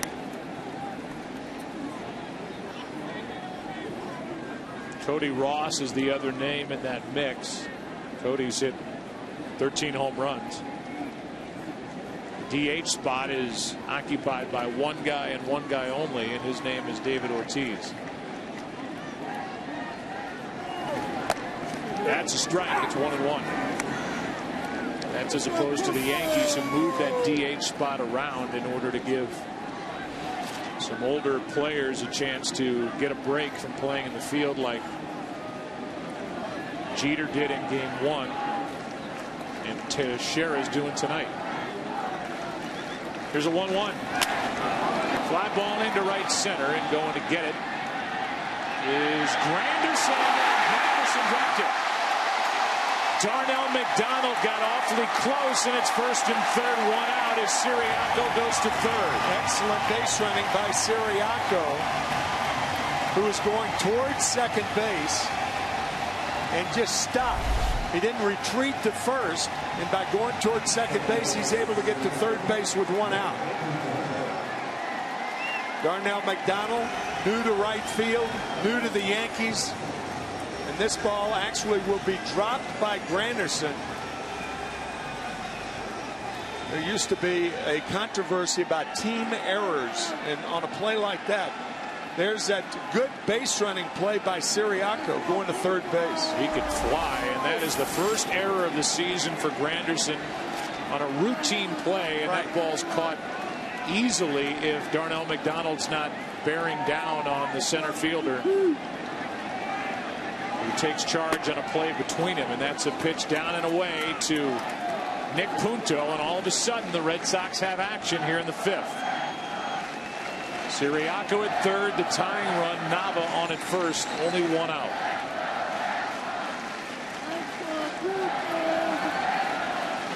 Punto doubled off the wall and left his last time up.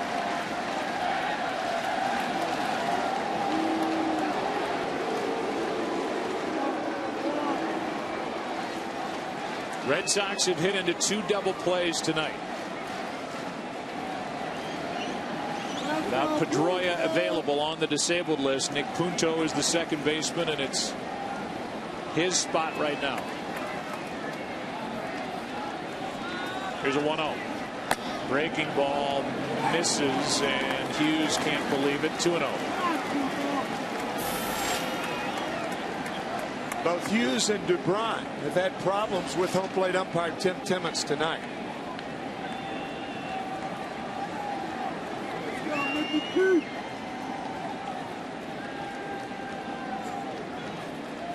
Here's a 2-0.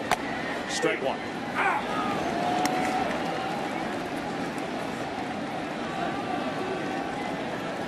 Punto has driven in 7.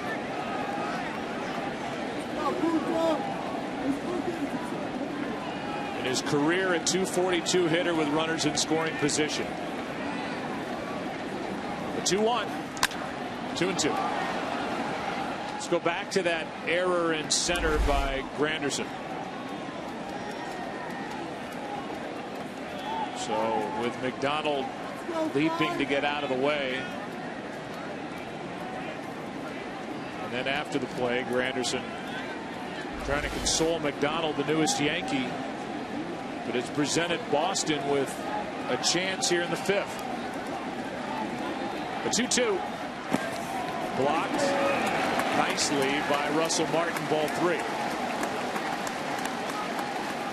On deck is the biggest threat the Red Sox have, and one of the biggest still in baseball, David Ortiz.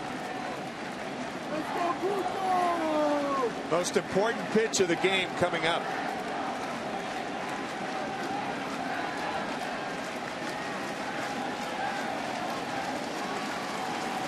Errors helped the Yankees in the first, put up 3. How much will the error hurt the Yankees and help the Red Sox here in the fifth? Yeah, even though Phil Hughes has thrown 2 double play balls, he's not a double play type pitcher because he does not have a 2-seam fastball to entice the DP.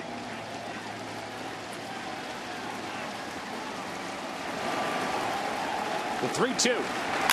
Fly ball into center will send Granderson back. He makes the catch. Tagging and scoring is Siriaco, and back to first is Nava. It's a 1-run game. RBI number 8 on the year for Nick Punto, as he plates a run to make it 3-2.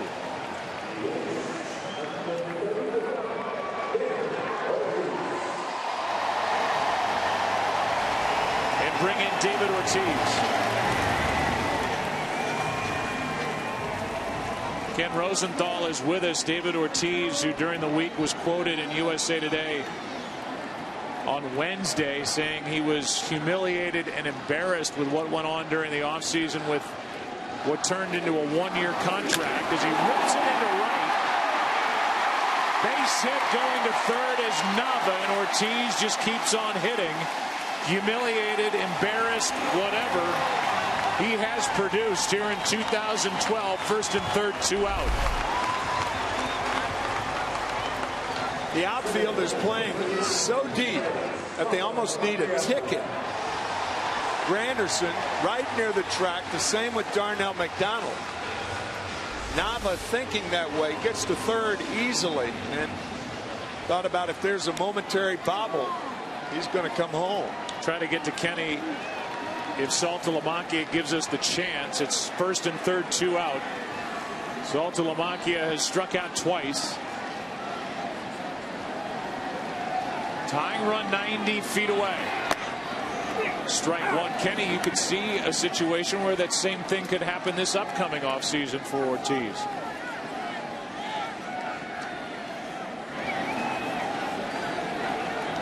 We'll get back to Kenny. First and third, 2 out, and that's a foul. Ken Rosenthal, your mic wasn't open. Could you see the same thing happening with Ortiz in his contract this offseason? I could, Joe. He's going to be a 37-year-old DH next year, and it's not going to be easy for him to get a multi-year deal. And keep in mind, he chose a one-year deal with the Red Sox by accepting arbitration, gets $14.575 million. If he gets to arbitration again by accepting another offer, same kind of offer, he'll probably make about $16 million, $17 million next year. Effectively a 2-year, $31 million deal. I'm sorry, Poppy, that's not humiliating, not embarrassing. He's at first. All smiles on the field, fewer smiles in the clubhouse before and after games with the media. Here's an 0-2. A strikeout for the third time. Saltalamacchia goes down. But the Red Sox inch a little closer with a run on 2 hits. Sac fly by Punto. 3-2 Yankees after 5 at Fenway.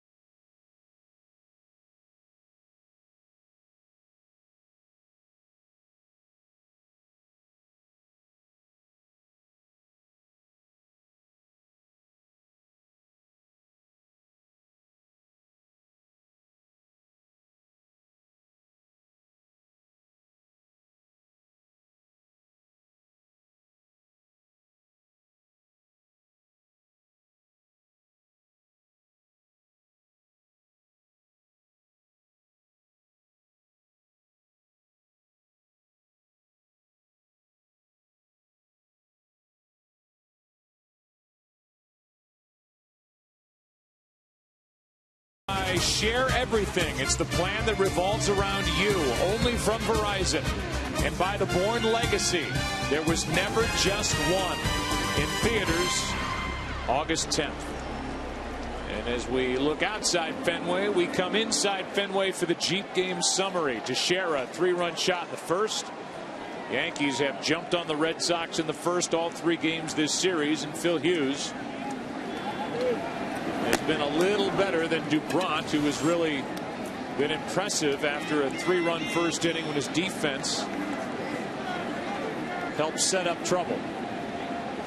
First up, Teixeira. Teixeira was the guy who popped one into center in the first. His 15th of the year. Ball and a strike on a mid-90s fastball from Dubron. Cano next, and then Swisher. And there's the difference. The first compared to the last 4 he's worked. Here's a 1-1. 2-1. To state again, the Yankees have scored 12 first-inning runs in these 3 games. 5 last night, 4 this afternoon, and 3 in this game. Teixeira flies one into left. Nava puts it away. 1 out in the 6th. All-Star Game festivities continue on Monday with the Home Run Derby on ESPN. That's at 8 Eastern, 5 Pacific. Then on Tuesday, see the players arrive on the red carpet show on MLB Network at 4 Eastern, 1 Pacific. Followed by the 2012 All-Star Game right here on Fox and High Def, 7:30 Eastern, 4:30 Pacific. Here's Cano with 1 out, nobody on. Robinson 0 for 2.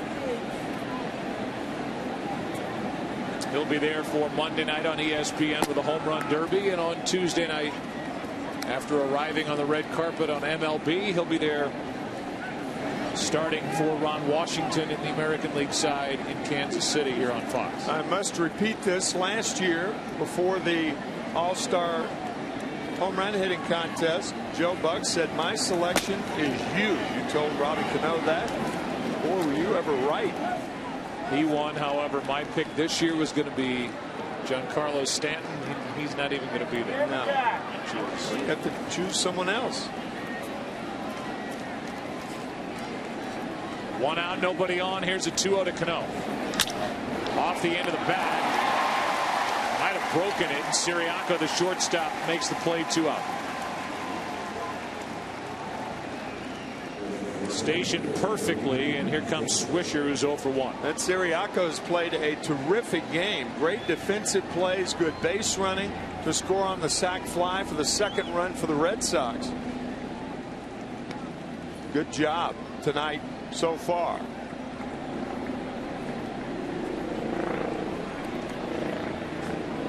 Swisher hitting .258.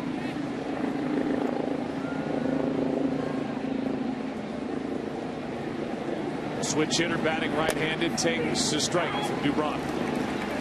Red Sox in the bottom of this inning will have Gonzalez, Adrian Gonzalez, Cody Ross, and Ryan Sweeney trailing by at least 1.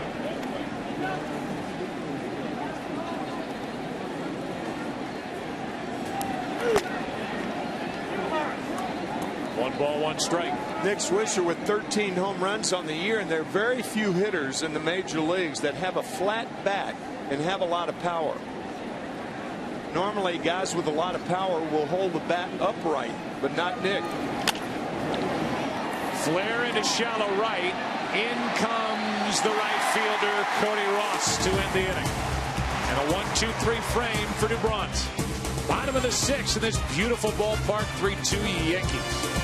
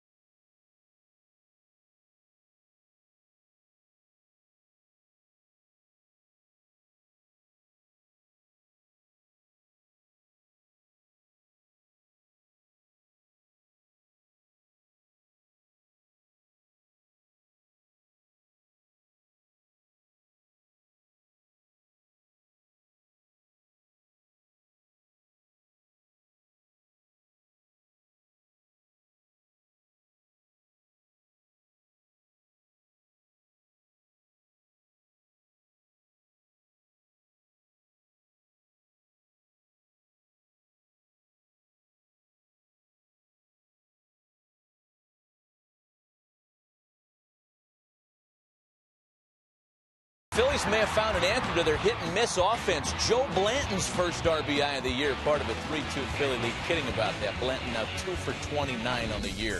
Twins and Rangers. Texas had scored a total of 9 runs in losing 5 straight. They're showing signs of snapping out of it tonight. Adrian Beltre has gone deep in a 3-3 tie as we get you out to Joe and Tim at Fenway. All right, Matt, thank you. We are into the bottom of the 6th inning. Thank you for the update. And in a 3-2 game, total of 3 errors. They've now changed the error in the bottom of the 5th. One that was originally given to Curtis Granderson on that play in right center. They've given it to Darnell McDonald for causing the error.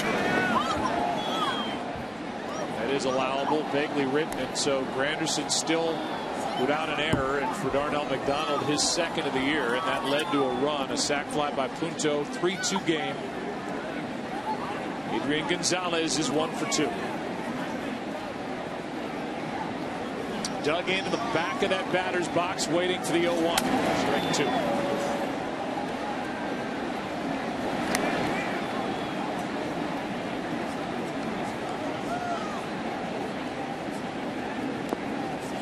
Right on the back line with his left foot.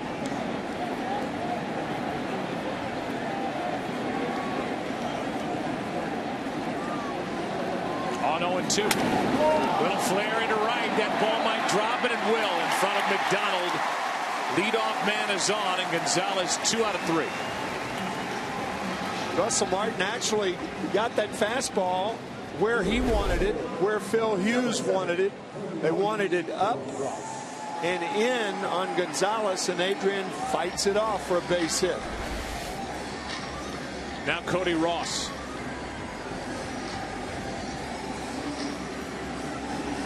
Bounced out to third his last time up on a good play by Jason Nix.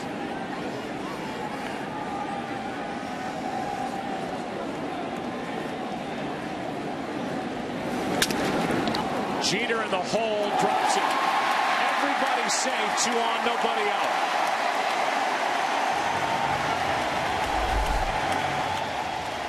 It's an error in number 7 on the year. Yeah, it hits the heel of the glove as Derek tries to do too much. I think he was thinking about turning a double play. But on a ball, when you have to go that far to your right, you want to make sure of one. And when he dropped it, he stepped over it. And that made the play at second base for a slow-footed Adrian Gonzalez impossible. Brings in Ryan Sweeney, just activated off the DL. So far tonight 0 for 2. He's lined to left. Grounded out.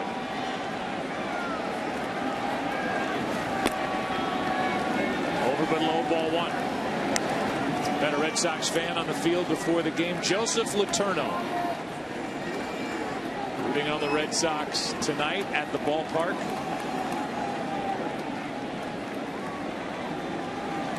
A hit and an error. Red Sox with a chance here in the 6th, down by a run. There's a strike. Sweeney, a big left-handed batter, but not a home run threat.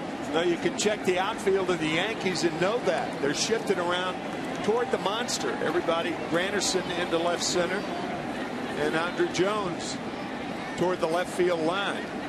Darnell McDonald in right field about straight away.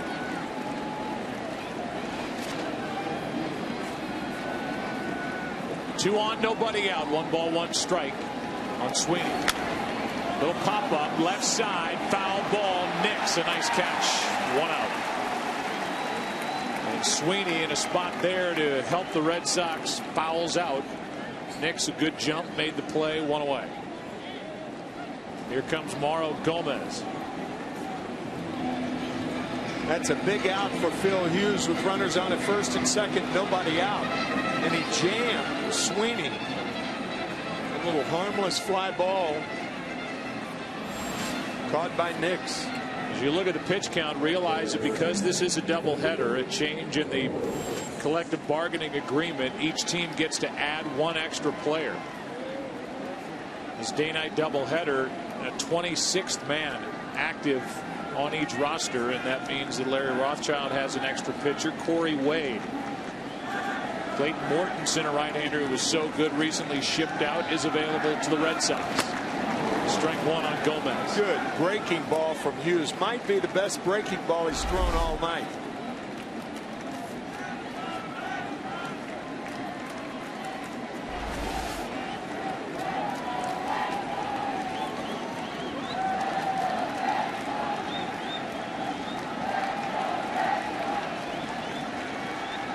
Left-hander Boone Logan, who worked in last night's game, is getting ready as Gomez way late.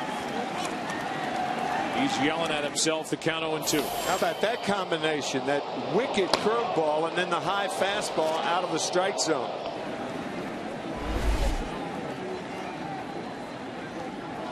Way behind it.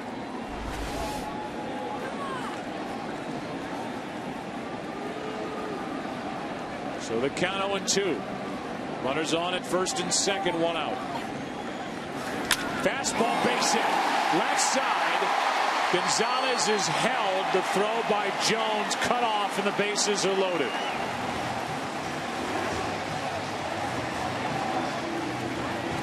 All balls that are hit hard are not mistakes, but with the count no balls and 2 strikes, Phil Hughes does not want to throw the ball like it was a 2-0 pitch instead of an 0-2 count. That was a real mistake by Phil. And Gomez just keeps hitting. Yeah. 2 for 3 tonight. He's proven he can hit. Hit for a long time in the minor leagues. We talked about it earlier. 9 years, and Siriaco has really had a good night tonight. He got a bunt base hit. He took a ball off the top of the plate for a base hit into center, and he has shown some range and flashed some leather tonight. And now he's up in the biggest spot for the Red Sox as they trail. They've lost the first 2 games of this set, and here's this 26-year-old minor league free agent from the Dominican Republic, Pedro Siriaco. Visit by Larry Rothschild, the pitching coach for the Yankees, and we'll see where the infield ends up as he leaves. They'll play double play depth, I'm sure. This guy can really run, and they're back up the middle and in on the corners. Yeah, if it's a tie game, you know, then I could see perhaps playing a step or 2 closer to home. But I think you got to play it double play depth, and that's where the Yankees are. Bases loaded for Siriaco, who grounds one past third. 1 run scores to tie it. 2-run score, and now Gomez all the way from first. And it's a 3-run double for Pedro Siriaco. What a night for number 77. 5-3 Red Sox in the 6th.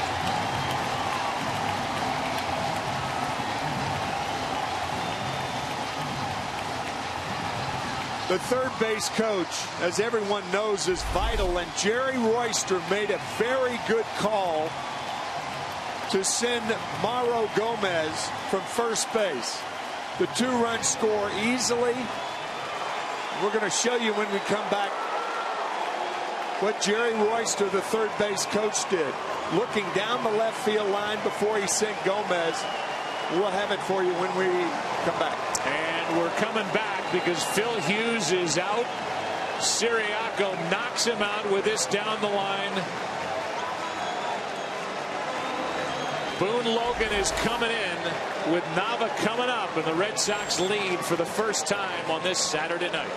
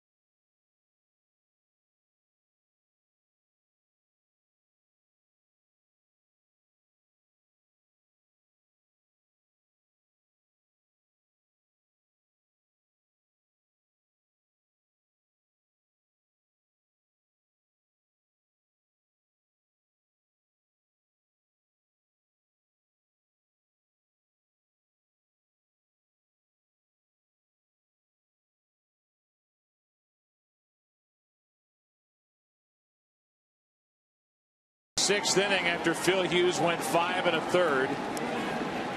5 runs on 10 hits, 3 of the runs earned so far, 1 walk, 3 strikeouts.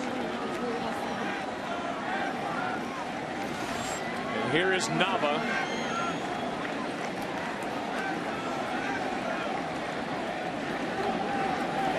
He fouls it back.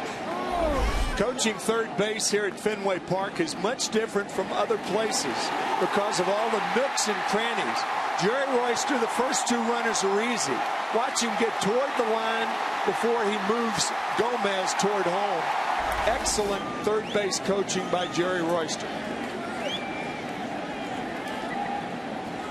And now Nava, who's got his left-handed hitting batting helmet on while he bats right-handed.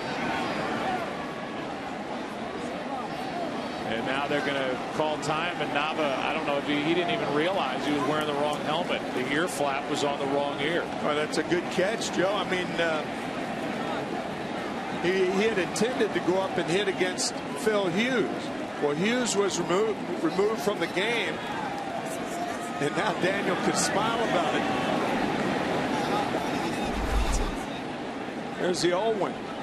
The right ear flap was for the right-handed pitcher Phil Hughes, but the left-hander's in the game now. It's what the Red Sox need more than anything else: laughter. Runner at second, 1 out. That's Siriaco, the player of the game so far for the Red Sox. A close second is Dubron for how he's pitched. Here's the 0-1. 1 ball, 1 strike on Nava.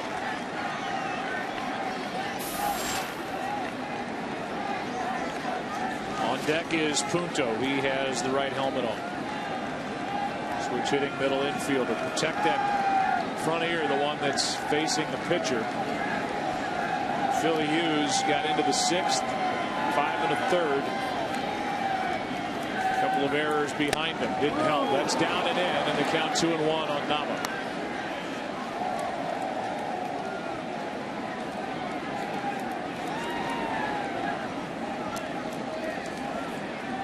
(5-3) Boston. They trailed 3-0 after a half inning, and it's been all Red Sox on the board since.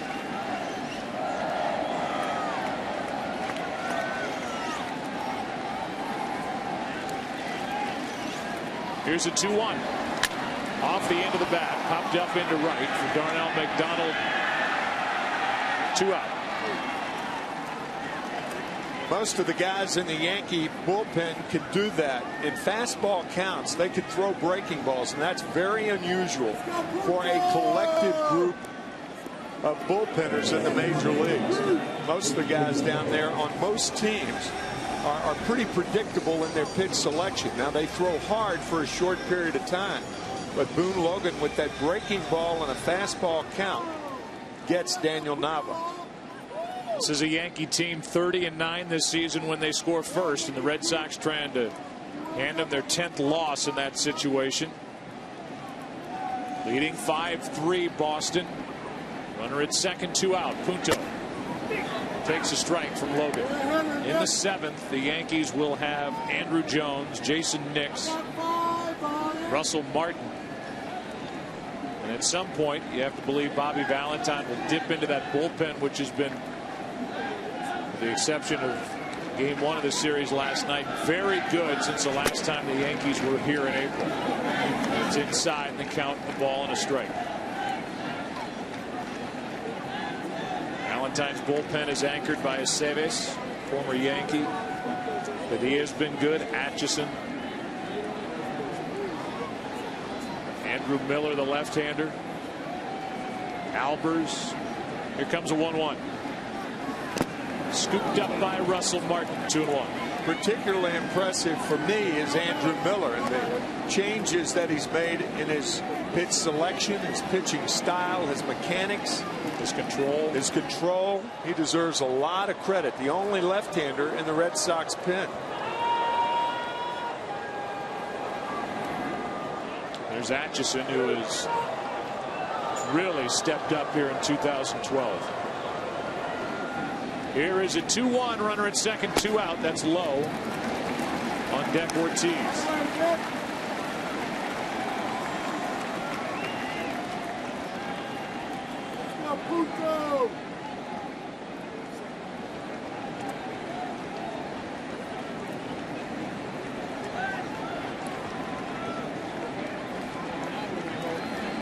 Here's a 3-1. And we'll put 2 on, 2 out for David Ortiz, and we check in with Ken Rosenthal.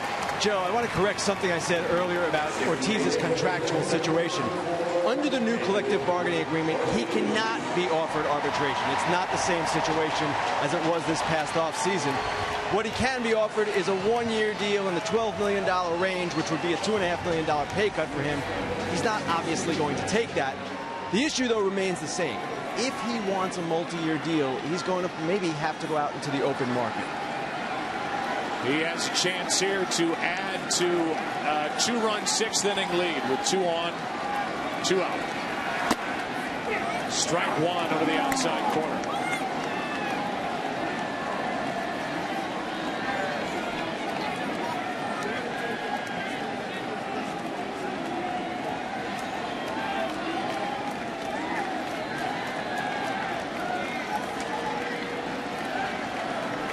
Here's the 0-1.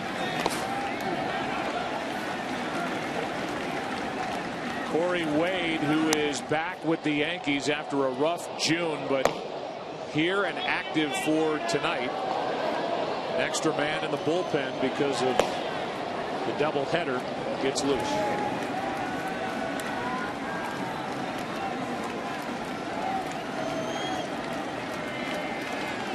Logan trying to finish off the 6th. Red Sox had put 3 on the board, lead by 2.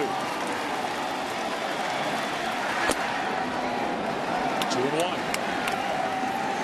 Boone Logan has turned into a tough assignment for a left-handed hitter. He can throw the fastball in on the hands and that sweeping breaking ball away. I think that's what Ortiz will get on this pitch. Curveball.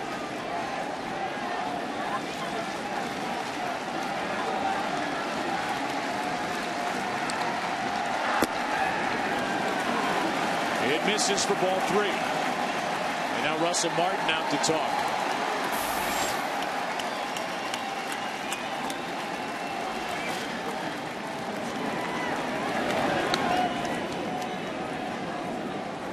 Pedroia went on the disabled list. The Red Sox called up Pedro Siriaco.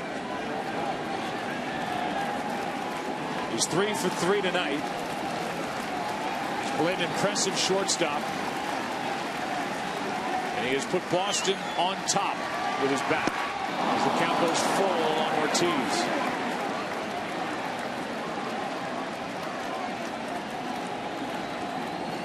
You never know in this game who's going to supply the power, who's going to supply the big hit. In this case, a shot down the third base line into the corner for a 3-run double. Certainly helps show you the depth in the minor league system for the Red Sox. That's been tested all year. Yep. Runners will go. Bases loaded. So after getting Nava back-to-back walks, and the Red Sox will send at least 9 men to the plate here in the 6th.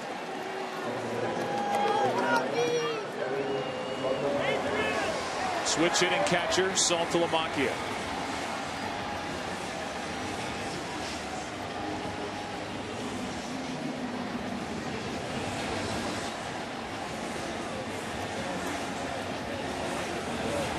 Might be thinking, why isn't Joe Girardi making a move for the right-hander since Saltalamacchia struck out 3 times against Phil Hughes?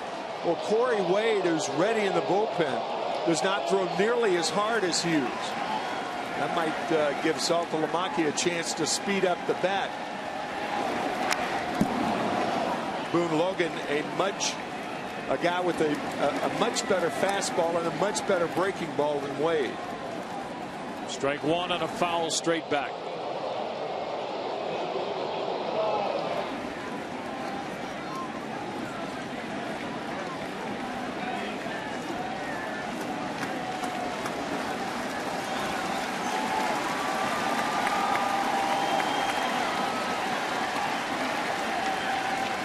The 0-1. Strike 2.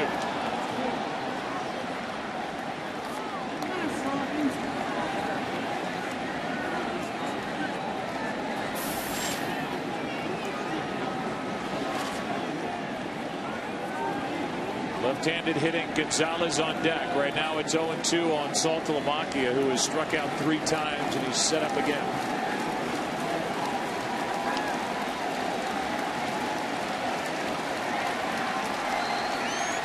The inning is over. Saltalamacchia has struck out 4 times tonight, but it's Siriaco, a minor league free agent, signed and called up when Pedroia went on the DL. He's shown us the defense tonight. Now he shows us the bat, driving in 3 and putting the Red Sox on top. Back after this from your local Fox station.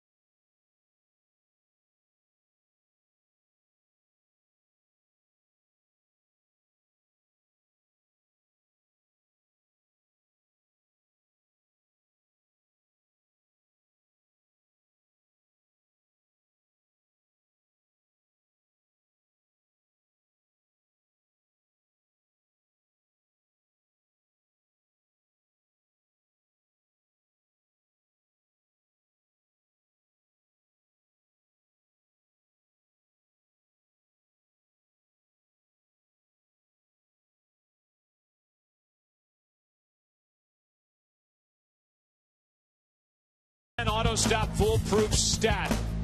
Pedro Siriaco, 3 for 3 tonight, 3 RBIs coming on 1 swing, the double, which you see in line 2 to go with his 2 singles.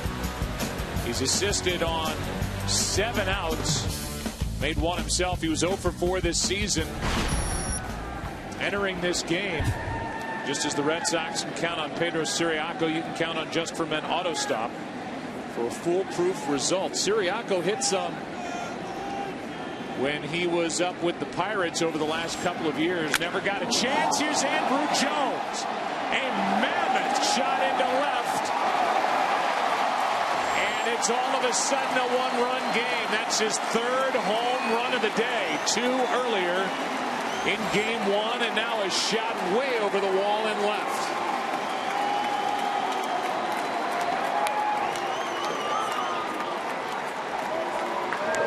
And all 4 runs tonight for the Yankees on 2 home runs. The first by Teixeira, and this a no-doubter by Andrew Jones. There are 3 billboards on top of the Green Monster here at Fenway Park.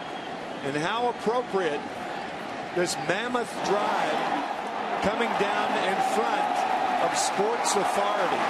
Was that ball ever hit with authority? Man. And it's a 1-run game, and that gets action going for the Red Sox in their bullpen. What a day. 430th career home run. He woke up this morning with 427 in his career.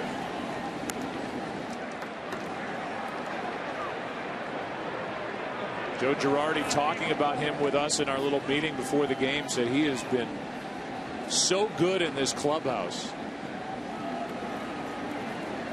So there's a ton of laughter in this clubhouse, and they are really playing as a group and tough to beat as the right-hander Matt Albers gets loose. Yankees a very confident group right now. 2 home runs allowed by Dubron. Nobody on or out. And Nix, who went deep earlier today, takes ball 2 up and away, 2-1. You talked about it earlier, Joe. Now Andrew Jones has 10 home runs and only 120 at bats this year. That is unbelievable production.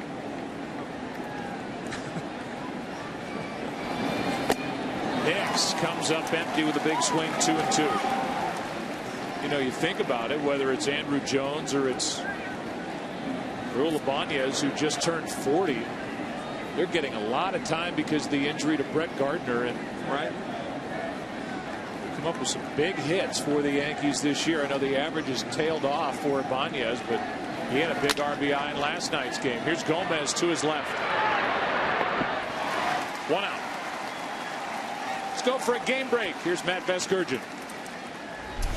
Joe, Atlanta and Philadelphia, 4 All-Stars for the Braves. Here's a non-All-Star breaking up a 3-3 tie. Rookie shortstop Andrelton Simmons. Atlanta trying to win their 3rd straight to stay 5 back of Washington, who were winners earlier tonight. Back to Joe and Tim in Boston. All right, Matt, thanks. Getting that first out here in the 7th inning is the end of the night for DeBron. And all in all, he pitched very well. Very good job by Felix DeBron tonight. Albers coming in. Martin coming up. Red Sox up by 1 in the 7th.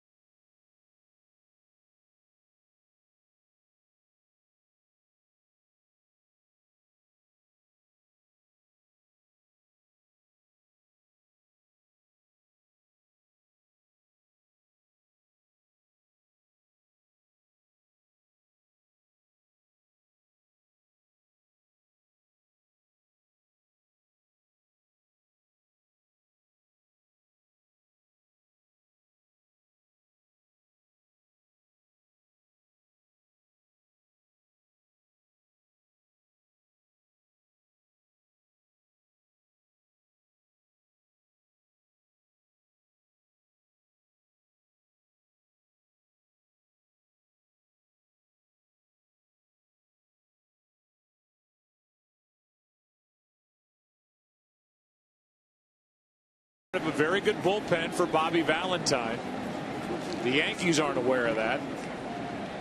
That's really the only team they've struggled against since the Yankees were here the 3rd week of April. This has been a good group back there for Boston, and Albers has been a big part of it. He misses with ball 1 to Russell Martin.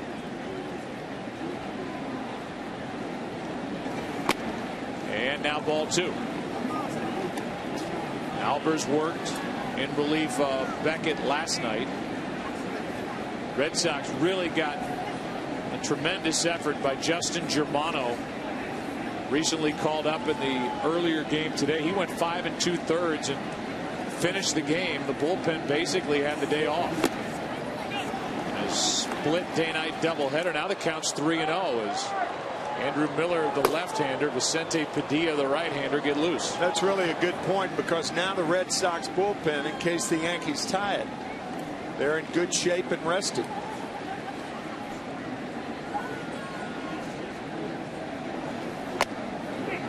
There's a strike, and it's 3-1. Starter Franklin Morales went 3 1/3, and if you're Bobby Valentine in game 1 of a day-night doubleheader, you think, uh-oh. Justin Germano finished 5 2/3, so they're ready out there. Here's a 3-1 with 1 out. A walk to put the tying run on.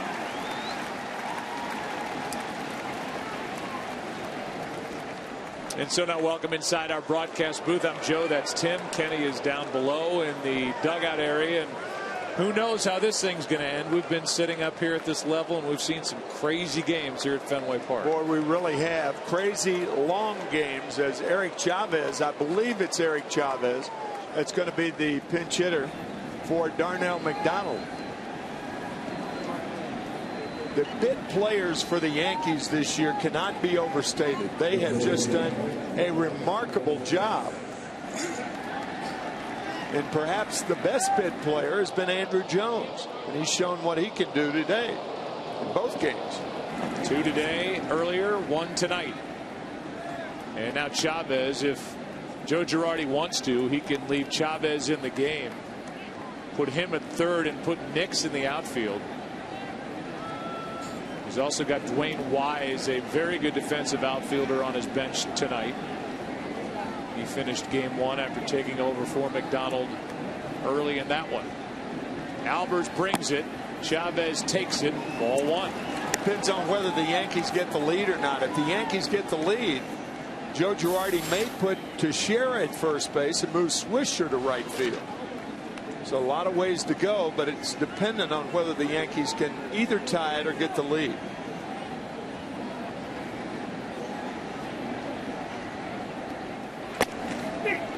On the inside half, 1 ball, 1 strike.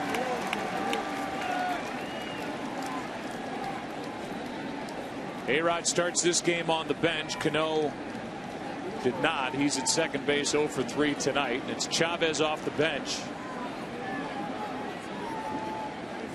He's hit 1 pinch hit home run in his career, and he was swinging for number 2.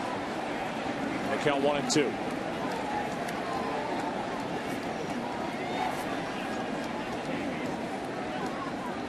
Of course, with Teixeira the designated hitter tonight, if you put him in, then you lose the DH, and the pitcher has to hit in the DH hole. So that might not be an option for Joe Girardi. So used to seeing Teixeira at first base, but if he were at first base, Swisher would be in right anyway. Here's a foul backhand out of play. The count still 1 and 2. DuBron 7 1/3, 4 runs. 4 hits, 3 of the runs were earned. 1 walk, 6 strikeouts, allowed 2 home runs. Can only be the winner if he gets a decision. Bobby Valentine trying to get his club back over 500 at 42 and 42. That is strike 3 over the inside corner from Albers. 2 out. Right on the corner, a tailing fastball gets Eric Chavez, and Eric knew it. That'll bring in Jeter, who's 0 for 3 tonight. And just 2 for 17 in his career off Matt Albers, who before coming to the Red Sox last year was a workhorse for the Orioles.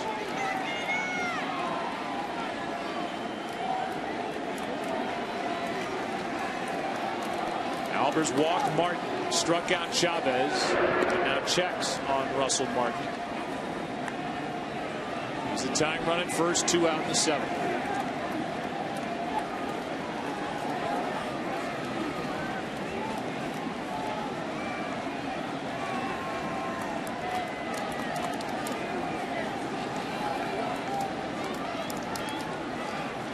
Jeter looking for his first hit of the night.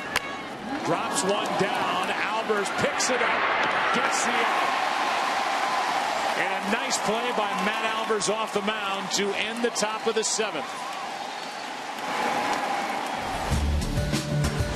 And how about Andrew Jones? A 3-homer day, 3 solo shots, including one here in the 7th. Time to stretch at Fenway. Another good one. 5-4 Boston into the bottom of the 7th on Baseball Night in America.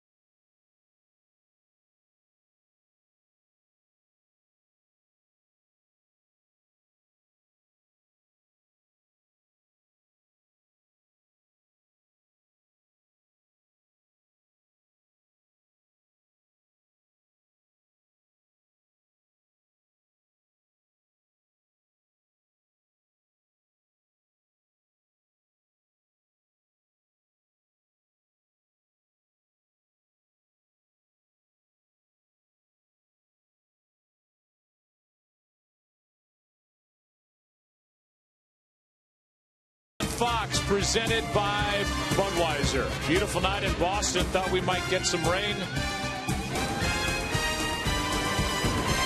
but we have not. It stayed away. Eric Chavez, who pinch hit, stays in the game. He's at first. That moves Nick Swisher out to right, and Boone Logan is going to remain on the mound with Adrian Gonzalez first up. But there is more action for the Yankees out in their pen. So this could be one more hitter for Boone Logan, and then his night will be finished. Still Wade out there with Mike Harkey, the bullpen coach for the Yankees, behind him. Harkey will not pitch. Corey Wade may.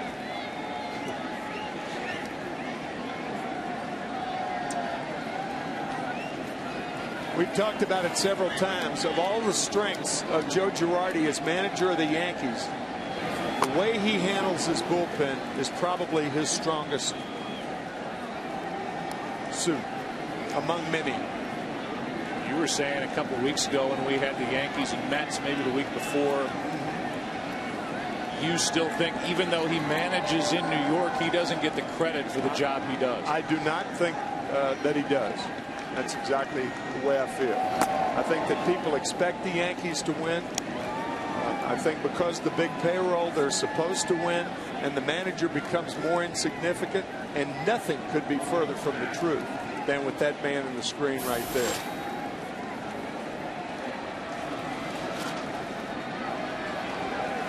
Been in the playoffs the last 3 years. That's a wide strike in what's been a pretty tight strike zone tonight. The count 1-2 on Gonzalez. Then he won it all. A guy who won 3 rings as a player. He guided them to a World Series championship in 2009. That's down and away. And think of it, he lost the best closer in the history of closers, and the Yankees haven't missed a beat. That's right. You talk about him managing that bullpen for New York. And did he ever pay his dues? Back in 2006, the manager of the year with the Florida Marlins at the time was fired after that year, became Joe Torre's bench coach, and then the Yankees manager in 2008. And he is terrific and very, very smart.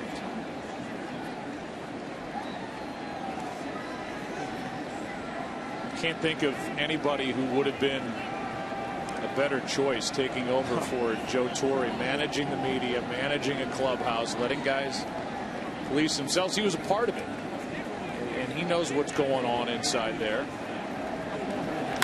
He is very level-headed. This ball is crushed into center. Granderson on the run will get there off the wall, and Gonzalez has a leadoff double.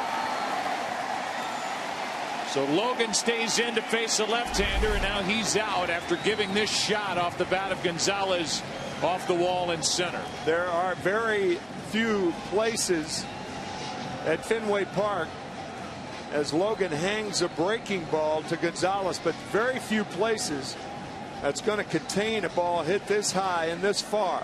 It's the base of the wall, and luckily for the Yankees, it's only a double and not a triple. But it comes leading off the inning. Wade coming in for the Yankees, down 1.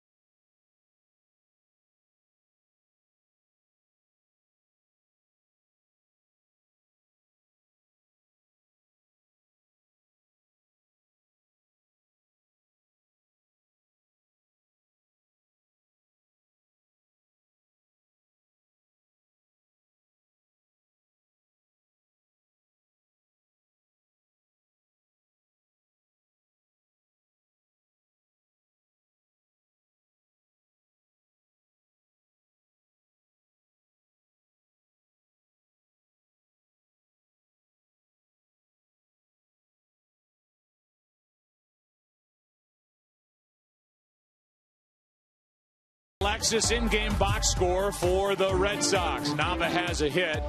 Punto a hit, a sac fly, but you got to funnel your way all the way down to the bottom. Tim circles the 3 for 3 by Siriaco. Obviously a career high for a guy who actually hit well with the Pirates in limited chances a couple of years ago. But Siriaco, the difference in the game with a bases clearing 3-run double back in the 6th.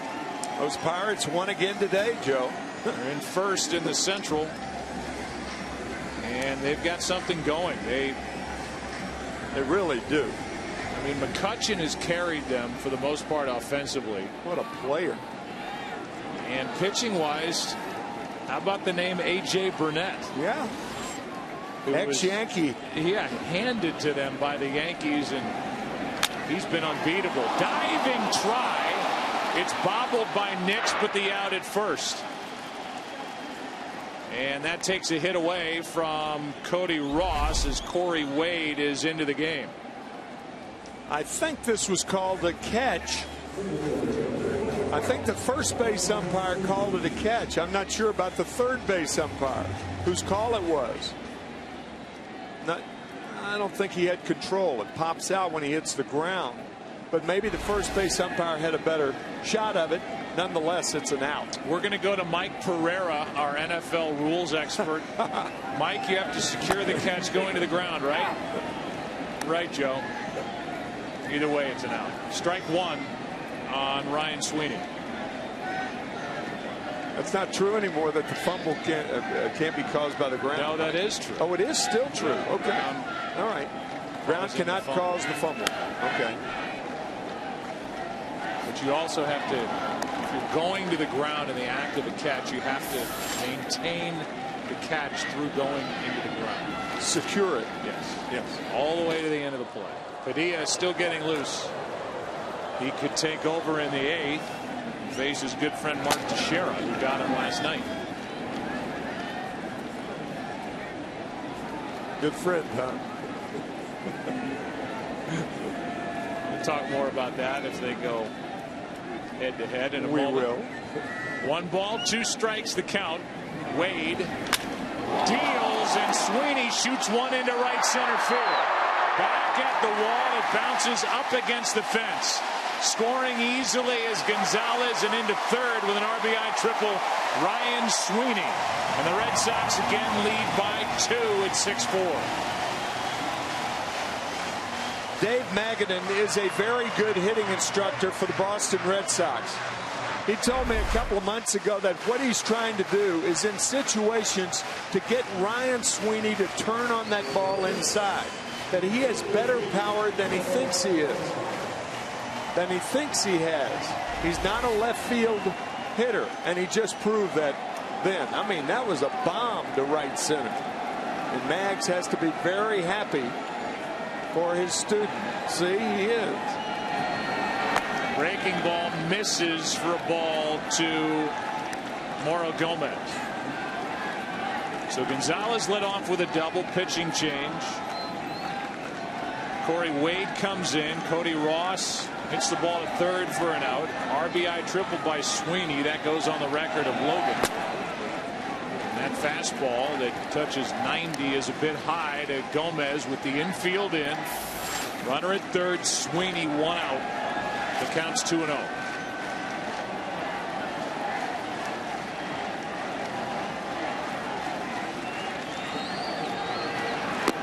Not close, ball 3. And so Corey Wade, who we've said feels like 6 times, was added because you can have an extra man on your roster with a doubleheader. Had a 3.97 ERA in June. Was so good before June. Was sent out. He is back, and he's in trouble. 3-0 pitch. 1.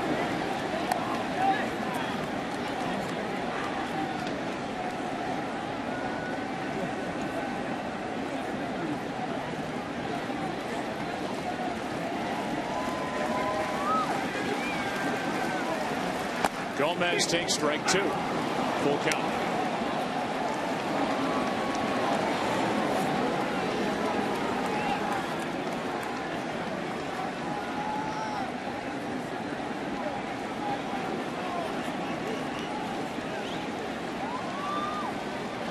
Again, the infield is in. 3-2 pitch is hit to third and past. A diving Jason Nix in to score. Ryan Sweeney on an RBI double by Gomez, and that guy can hit. It's a 3-run Red Sox lead. It's 7-4 in the 7th.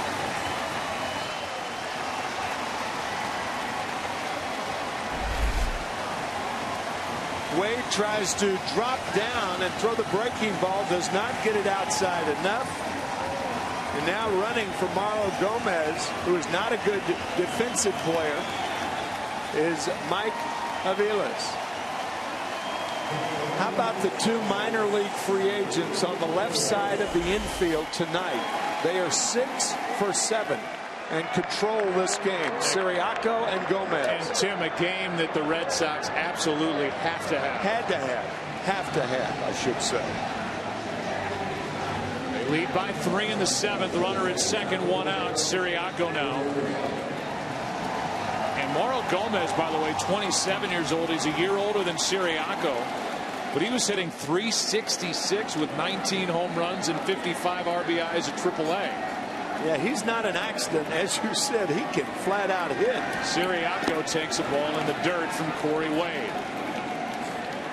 So Aviles is into the game.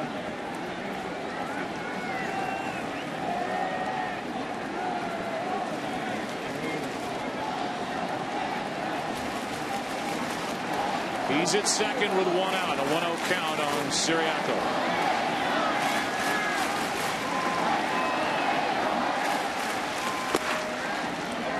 2-0.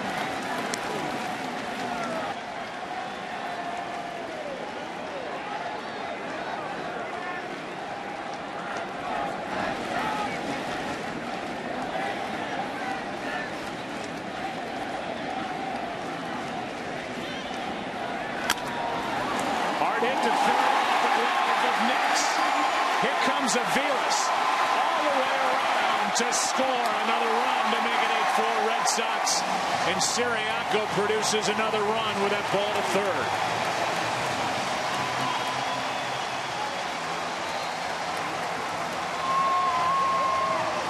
Lance Nix trying to backhand that ball. I think it's got to be a hit. It's a very, very difficult hop, a very tough play going to his right. It has not been scored yet. But I mean, here, I was just thinking that the Fenway faithful cheering for two guys they know nothing about for the most part. Pedro Siriaco and Mauro Gomez. I'm going to write this down in pencil, but that was ruled an error. Oh, I think that should be changed. I think that's a double. Especially here at home. Yeah, right. I mean, Siriaco runs so well. As Clay Rapata is up and throwing, he runs so well that had Nix come up with the play, it's a very difficult play to get him at first. So instead of what would have been an RBI base hit, it's an error plating Aviles, who is running for Gomez, and it's 8-4 Red Sox here in the 7th. Corey Wade has been falling behind these hitters. You look at Siriaco go down the line, and be hard pressed to believe that Nix would have been able to come up with that backhand stop, throw across his body, and get Siriaco. No chance. No chance.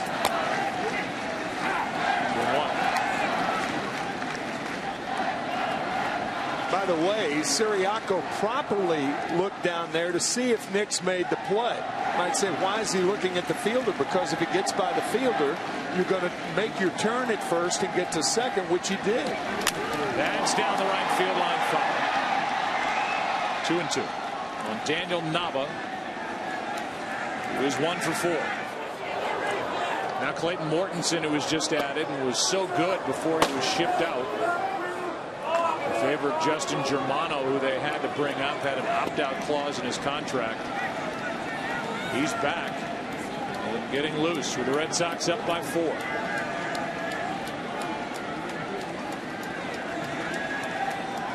A chance for more. 2-2 pitch, runner going. Stolen base. Siriaco will score in one of the best games of his life, certainly on the biggest stage. It's 9-4 Red Sox in the 7th. He is doing everything.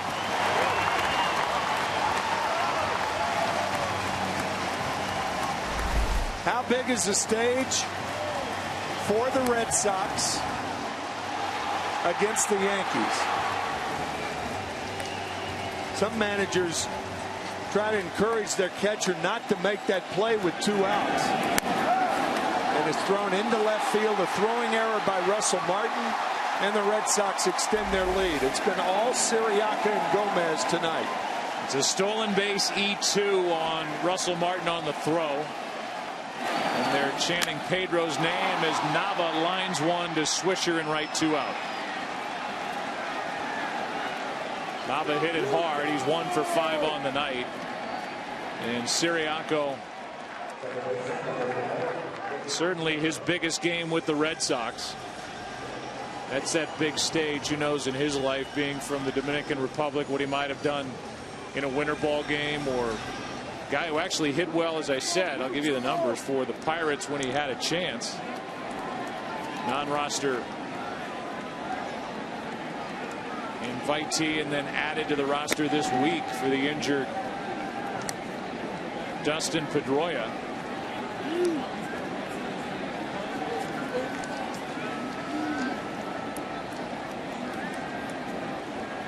Siriaco, when he was up with the Pirates in 2011, hit .303 in 33 at bats. The year before, limited work, only 6 at bats, but was 3 for 6. He just hasn't had a chance. He's hitting .301 at AAA, and what a night he's had. To make a case, you could have 4 hits. Yeah. His account goes to 3-0 on Punto, with Rapana still getting loose. And Ortiz on deck in a 5-run game.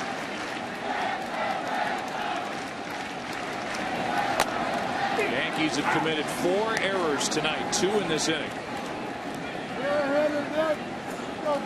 One by Jeter in the 6th, the other by McDonald in the 5th. Here's a 3-1. Full count.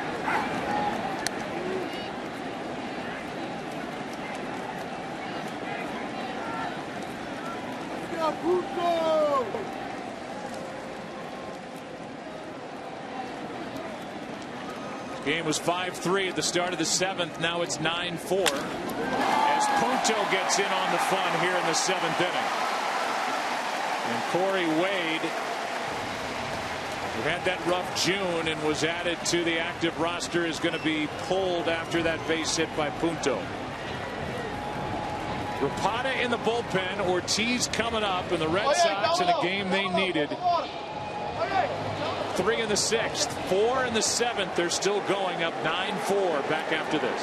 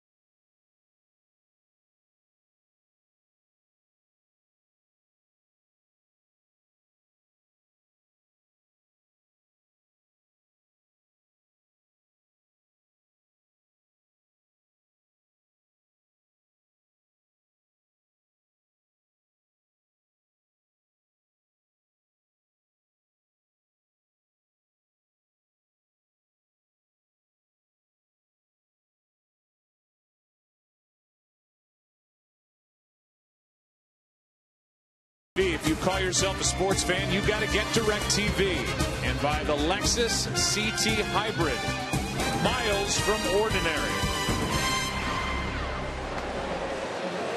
We're talking about the numbers and the high jersey numbers for these Red Sox, as they have put 20 guys on the disabled list this season. That is an MLB high. So you got Mauro Gomez with number 50. There's his night, 3 for 4. Dubront, number 61, is in line for the win. Middlebrook's not playing still since Sunday with a bad hamstring, but Nava has a hit, and Siriaco's had the best game of his very brief MLB career. I'll say that's an easy call. Here's Rapana now. 1 on 2 out. Ortiz at the plate. Check on the runner, Punto. Logan went 2/3 of an inning. Same for Wade. Phil Hughes went 5 1/3, 3 earned runs, 5 total on 10 hits. Ortiz takes a ball. David has been on base twice with a hit and a walk.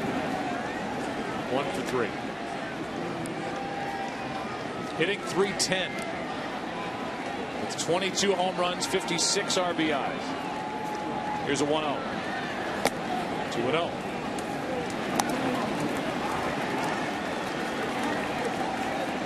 The only guy not having any fun is on deck.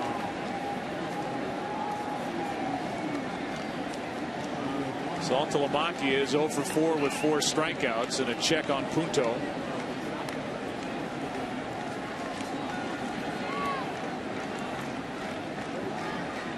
as Ortiz waits for a 2-0 pitch.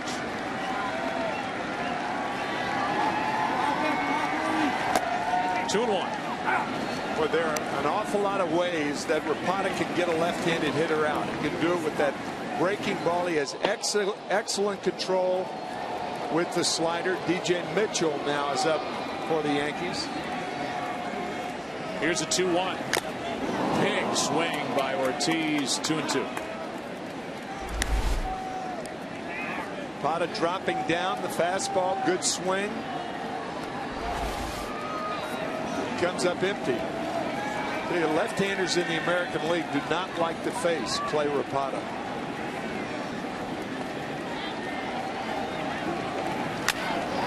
Breaking ball, foul ball, left side. Nix is over there, but out of room. I mean, so many teams are struggling to find one left-hander they like, and the Yankees have two. Yeah, Logan and Rapata. They also have Pedro Feliciano, who they signed to a 2-year deal prior to last year, working his way back. He missed all of last year with a strained rotator cuff, and he's been throwing bullpen sessions. And the Yankees think there's a chance he could be back and help out. Nice catch by Fan down to our left on that foul ball hit by Ortiz. It's still 2-2.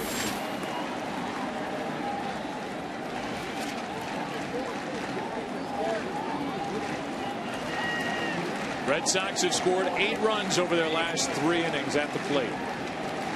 4 in this frame. That's a rocket into center for a base hit. Going first to third is Punto. 2 out. And Ortiz is on base for the 3rd straight time. This has to feel good for a frustrated Red Sox team knocking the Yankees around here in the 7th. Scoring 9 runs on 15 hits now.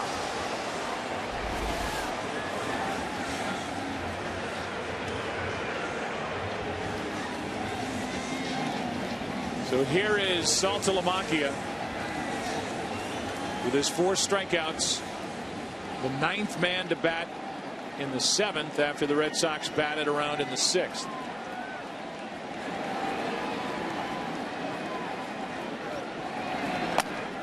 Strike 1. Here are the strikeouts. Hughes got him 3 times. Logan got him to end the 6th.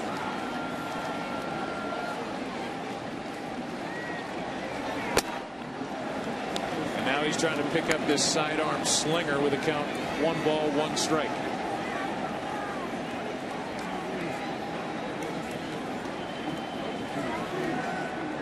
Chavez and Ortiz talk it over.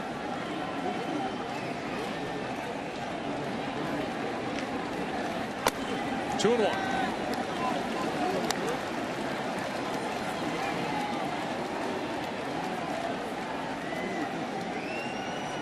If you think about Dubron, the only other time he faced the Yankees this year was in April, and he left up 9-1. In a game the Yankees scored 7 in the 7th, 7 in the 8th, and won 15-9. Still hitless is Saltalamacchia. That force out ends the inning, but it's a 4-run 7 on a day that has been certainly memorable for Pedro Siriaco. A curtain call here at Fenway and a big smile. Red Sox lead by 5.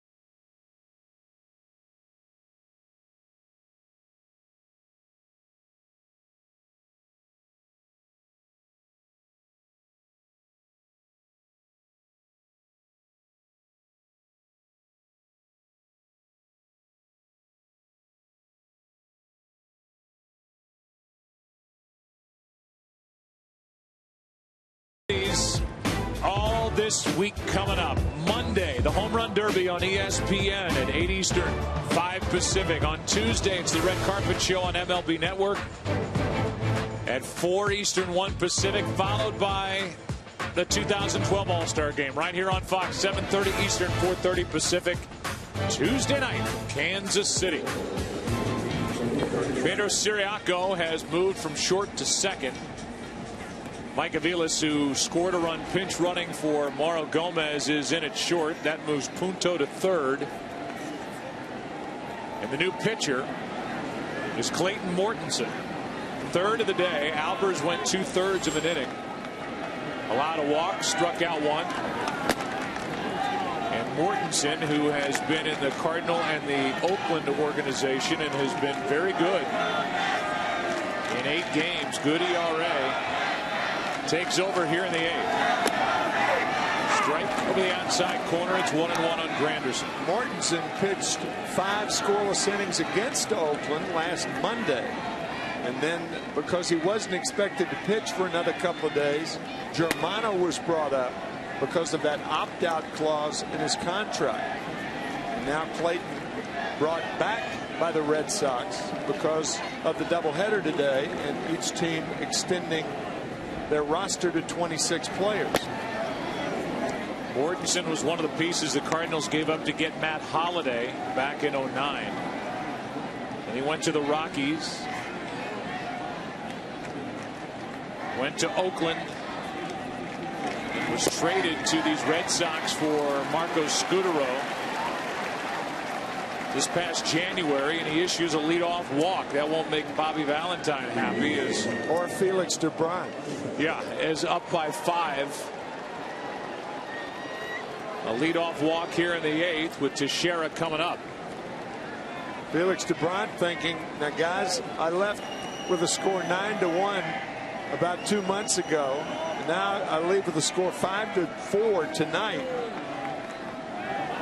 Tack on 4 more runs. Now don't let me down. Win this game. A 9-4 Red Sox lead, and a strike to Teixeira, who's homered a 3-run shot, 1 for 3. And they're going to get back to work in the Red Sox bullpen. A herky-jerky style of Mortensen. It's low, a ball and a strike. Yeah, that's what makes him so deceptive, that herky-jerky style. The ball doesn't seem to follow his body coming to home plate as Vicente Padilla is up for the Red Sox.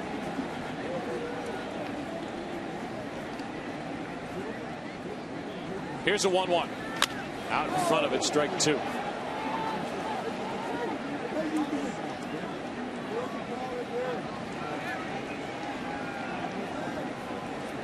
Talked about Teixeira and Padilla, who's getting ready in the bullpen in case there's more trouble here in the 8th. They were teammates with Texas in 06 and 07. Here comes a 1-2 pitch. Strike 3 called, 1 on, 1 out. First out of the 8th inning, as Mortensen comes back after the walk with a strikeout. When Padilla would hit guys while pitching for the Rangers, those other teams would retaliate by hitting the Rangers' best hitter named Mark Teixeira. And at one point, Teixeira went up to Padilla and said, hey, knock it off, unless you want to stand in there and get hit. Which doesn't happen in the American League because of the DH. I'm getting drilled because you're hitting batters. He didn't. Then they faced each other in 09, Teixeira's first year with the Yankees, and Padilla was pitching for the Phillies. Teixeira took Padilla deep in the first 2 at-bats of a game, and then Padilla drilled Teixeira. He's hitting 3 times at 17 at-bats. Last night, Padilla was on the mound, and Mark Teixeira got him for a 2-run triple in the 7th inning. Big part of that 10-8 win for the Yankees on Friday night. Here's a base hit to left off the bat of Cano, and it's 2 on with 1 out. The Yankees down by 5 here in the 8th.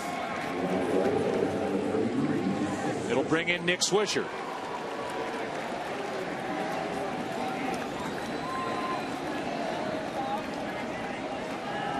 And Padilla, who's been very good this year for the Red Sox, especially in stranding inherited runners, although that wasn't the case last night.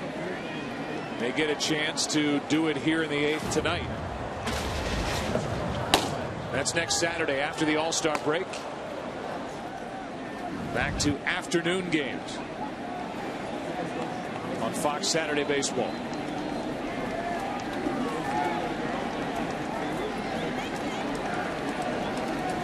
DJ Mitchell is still up for the Yankees in their pen.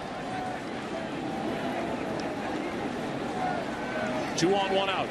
Swisher grounds it foul.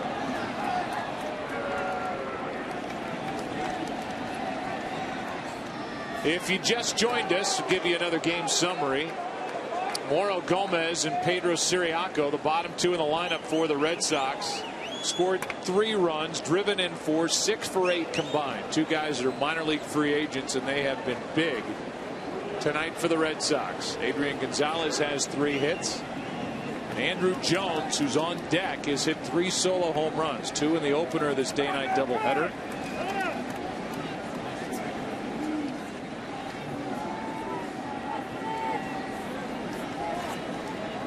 And then he went deep, Andrew Jones, last inning in the 7th to make it a 1-run game. That kid's got a souvenir.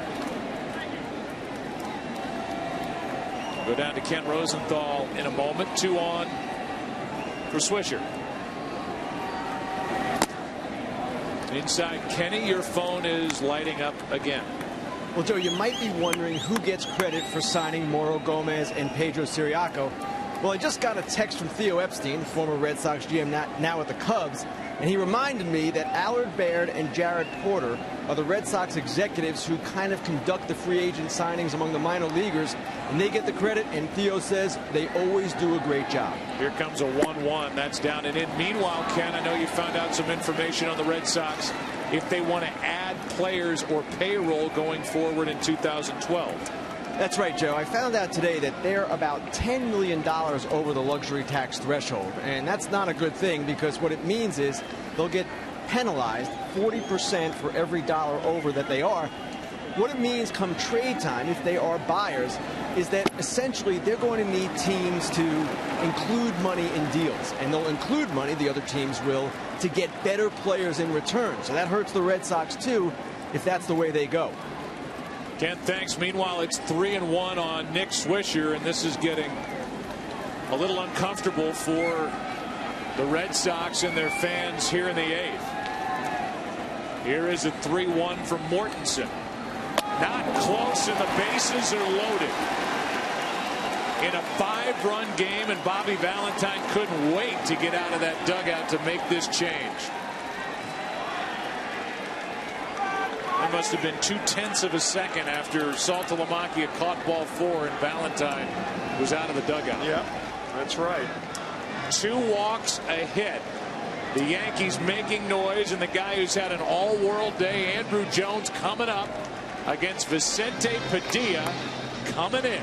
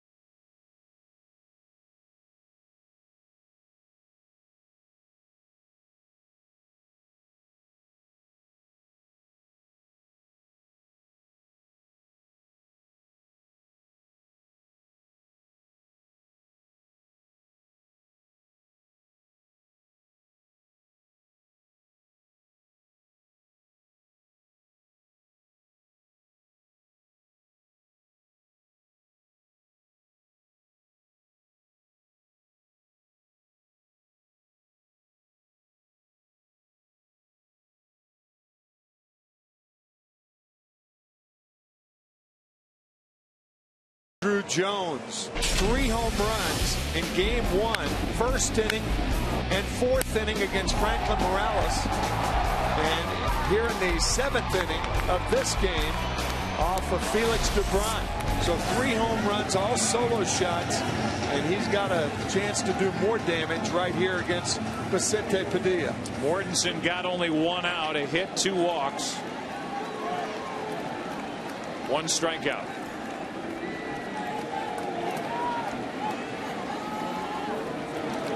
And so here is Jones, 10 home runs in 120 at-bats on the year, and with 1 flick of the wrists, he could make this a 1-run game. He pops it up, foul. Saltalamacchia will deal with the bats in the on-deck circle, and he makes the catch. He almost went down, tripping over the weighted bat that Lance Nix left there. And there's nothing that a team can do, but there's all sorts of lead bats, rosin bags, and those cups they put around the ends of the bats that weight the bats, and he did trip over the bat of Lance Nix, I assume. But Andrew Jones would love to have that pitch back. He got what he was looking for and popped it up. Raul Ibanez will come off the bench and bat for Jason Nix.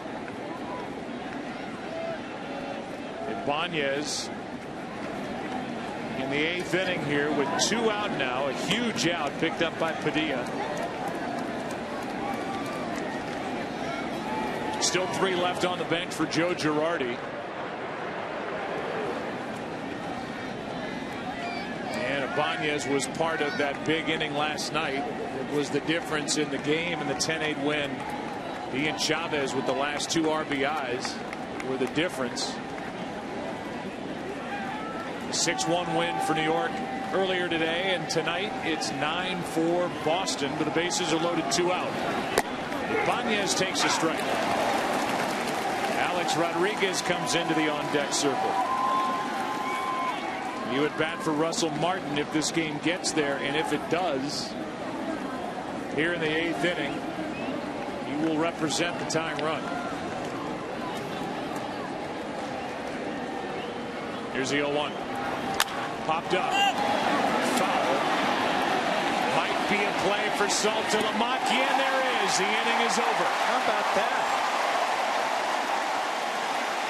Back-to-back foul outs to the catcher, and they were not easy.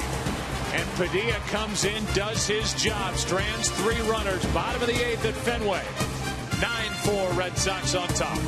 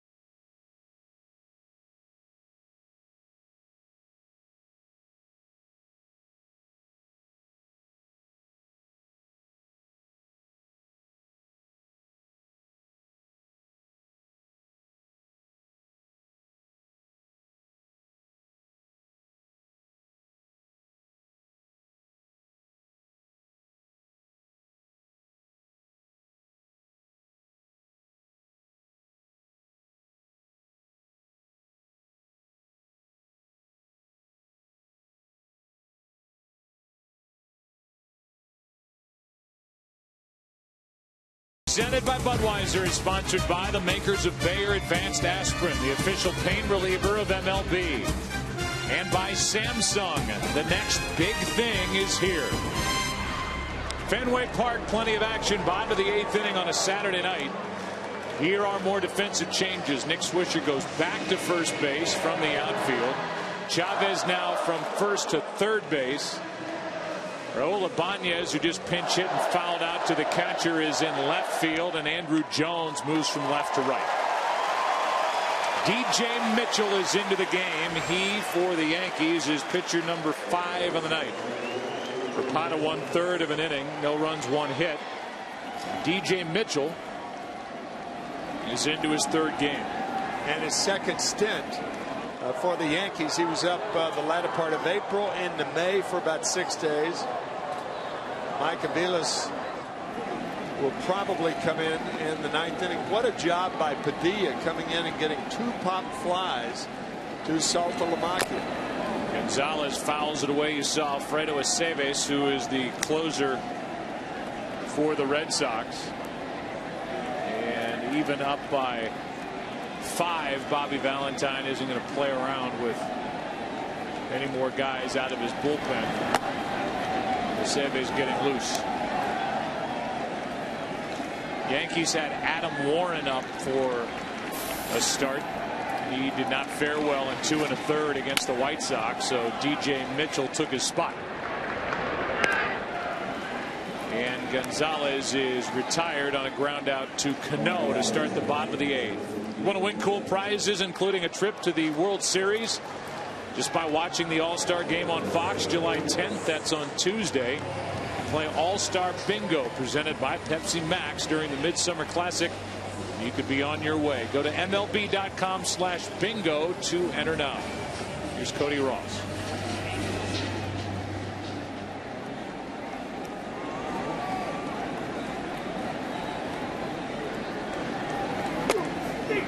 Strike 1.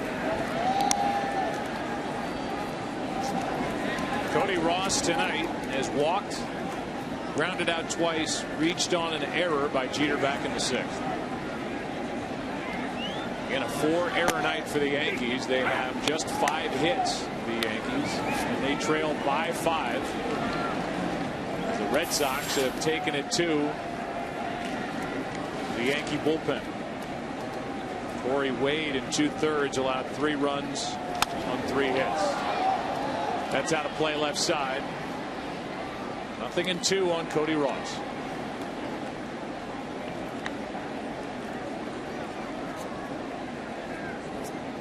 Aceves will deal with the bottom part of the lineup. Martin, the number 8 hitter, then Chavez, then Jeter.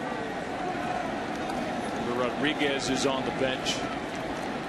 Saw him in the on-deck circle when the top of this 8th inning came to a close. The 0-2 gets away. Obviously, Bobby Valentine realizing the importance of this game. The Red Sox must win this game.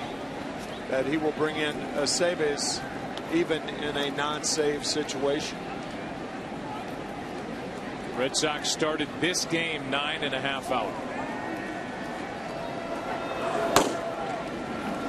Baltimore and the Angels are underway out in California. No score in the 2nd. Tampa Bay lost to Cleveland.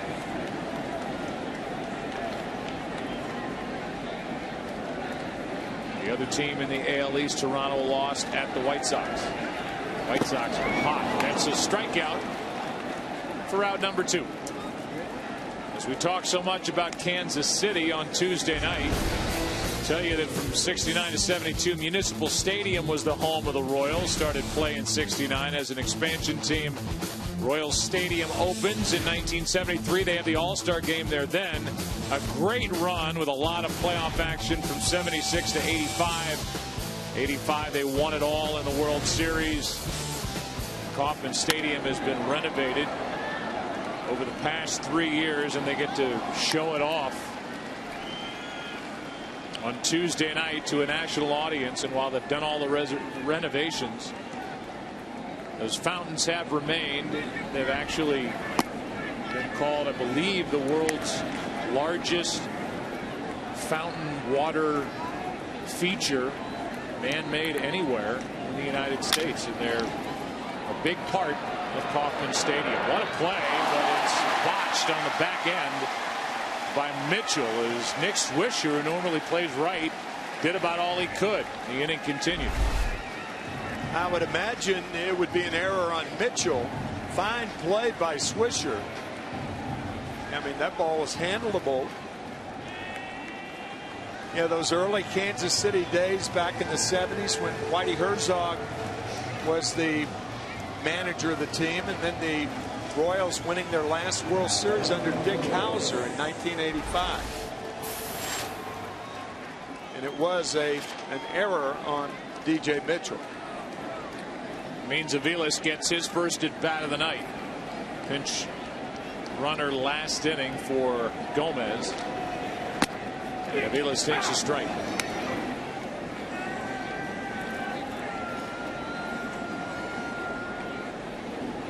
Mike, the everyday shortstop with Boston.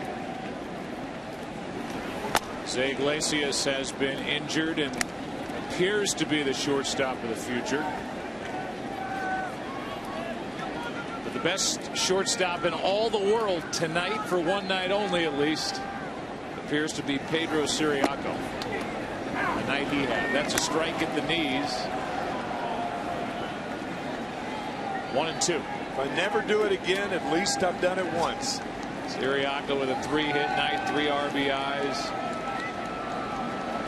A couple of runs scored, played good defensively, stole a base. That's hard hit and fair down the left field line. Off the bat of Aviles into the corner, dug out by Ibanez. It's a double. Well played by Ibanez, and that means that Ryan Sweeney, who reached on the error, can only make it to third with 2 out. It's a double for Mike Aviles. Red Sox are hitting an awful lot of balls hard tonight. That's hit number 16 on the evening after losing to the Yankees 2 times.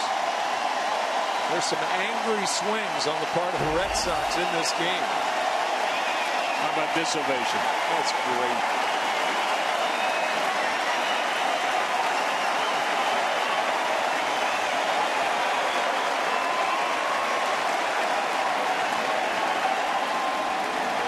For the most part, a standing ovation for Pedro Siriaco, who takes a strike.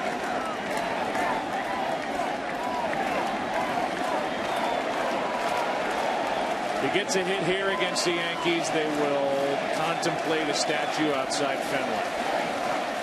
No, that's for another Pedro. Here comes the 0-1. Second and third, 2 out, and the fly ball into right. Going to get it, Andrew Jones, and retired is Siriaco. 2 left, 11 left on the night for the Red Sox, who try to win their first of this weekend series here tonight against the Yankees. Into the ninth, 9-4 Boston.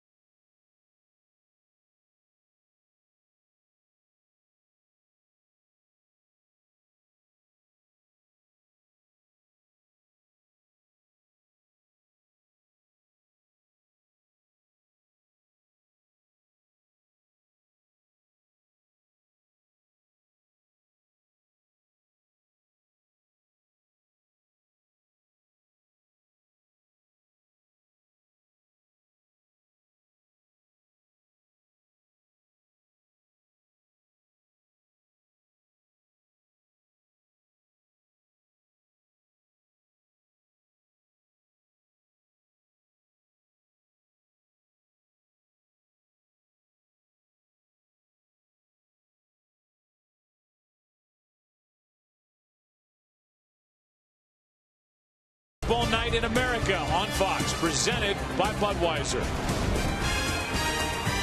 We go to the 9th inning, 9-4 Boston leading. Trying to give themselves a chance for the split of this 4-game set behind John Lester tomorrow night against Ivan Nova. Alex Rodriguez pinch hitting for Martin leads it off and takes a breaking ball down and away. There's the frustration for Russell Martin, who snapped that 0 for 30 with a hit tonight. Also had a walk, but that's his reaction to being lifted for a pinch hitter, which is A-Rod here in the 9th against Aceves. Martin was 1 for 2 while he was in there. You'd like to think that Martin was mad at himself more than he was Joe Girardi, but if he thought about it, and he's an intelligent guy, you'd think Joe's got to do this. 1 ball, 1 strike from Aceves. It's been a 5-error night now, with the error by DJ Mitchell in the bottom of the 8th for the Yankees. Last time the Yankees had a 5-error night was in 2007. Rodriguez chased that one up and away, and it count 1-2.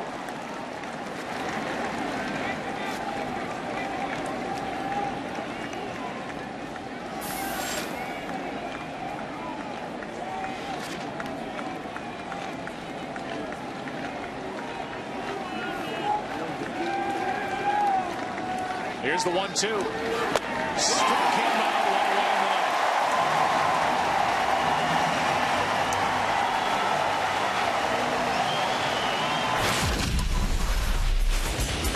and it's Pedro Siriaco, the Burger King smooth player of the game. He had 3 hits. He drove in 3, scored 2. He stole a base right there, scored on the error, played great defense. As Chavez fouls it back, strike 1. Start of the night at shortstop, will end the night at second base, as the Red Sox try to climb back over the 500 mark at 43-42 and send the Yankees to their 33rd loss. They go with their 51 wins, most in the big leagues. That's fouled. Strike 2.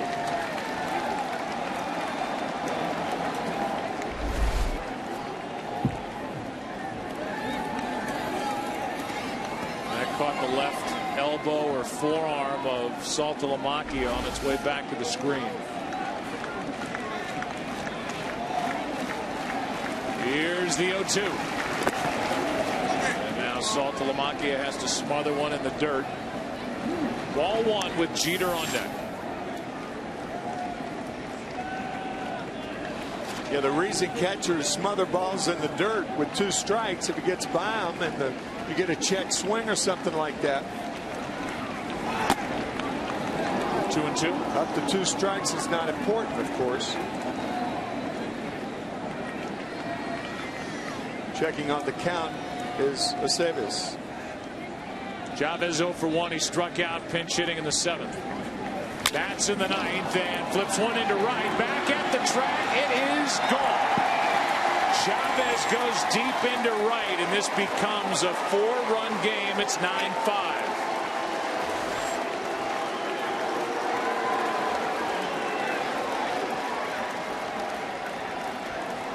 And all the runs tonight by the Yankees via the home run ball. Chavez goes deep. Home run number 4 for Aceves. That's a lot for a short reliever. Good hitting by Chavez.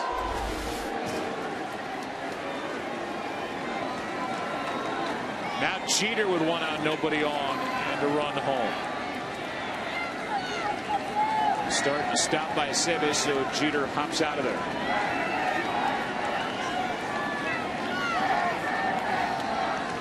Yankees have a much improved bench here in 2012 with what Andrew Jones has done, spot starter, but on the bench when they're healthy, and Chavez has been a real big contributor for Joe Girardi. Strike 1 on Jeter. 10 home runs by Andrew Jones, 7 now by Chavez. So 17 home runs by 2 key guys on the bench normally for the Yankees. The 0-1 to Jeter. Ball and a strike. Jeter hitless tonight. Did reach on an error to start the night. Error by Gomez at third. He and Granderson scored on a 3-run shot by Teixeira.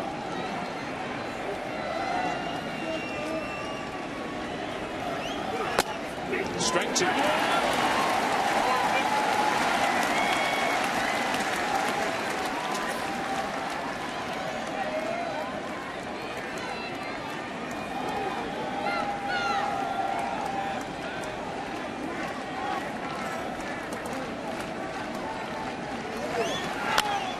Reaching for it and fouling it to keep it 1-2.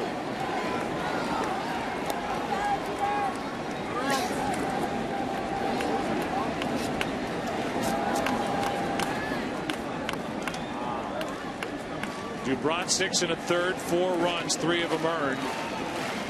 6 strikeouts, a walk. He did allow 2 home runs, but he's in line for the win. Go to 9-4 on the year.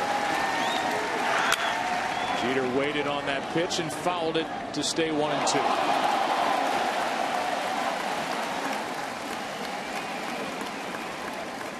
Alber's good out of the pen. Mortensen was bailed out of a jam last inning by Padilla.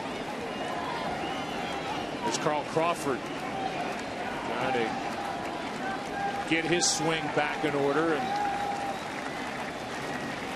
chip into the Red Sox here in the second half of 2012. And Felix makes the play to Jeter 0 for 5 on the night, and the batter will be Granderson. The Red Sox 1 out away from a victory.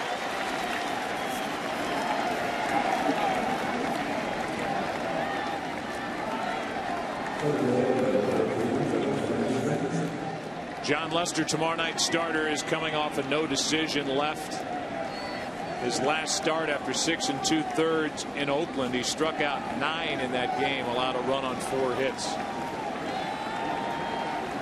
But Aceves was part of the Red Sox blowing that game, taking on Nova, coming off a loss on Tuesday 7-4 at Tampa Bay. Allowed 6 runs on 6 hits. That's the matchup tomorrow night. Nova was 4-0.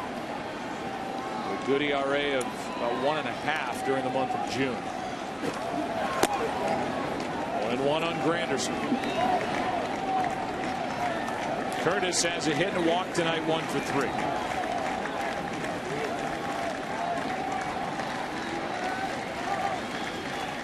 That got away from Aceves. Ball 2.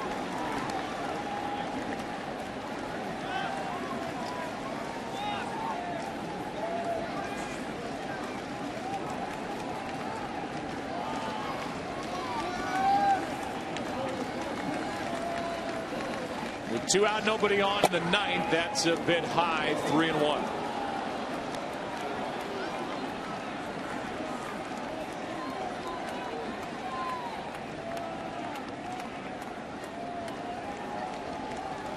The next from Aceves is chopped foul, full count.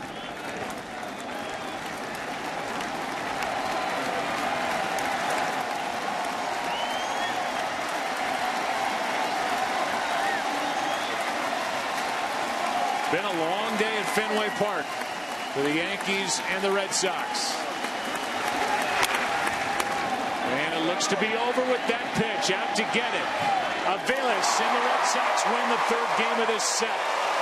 Final tonight is 9-5.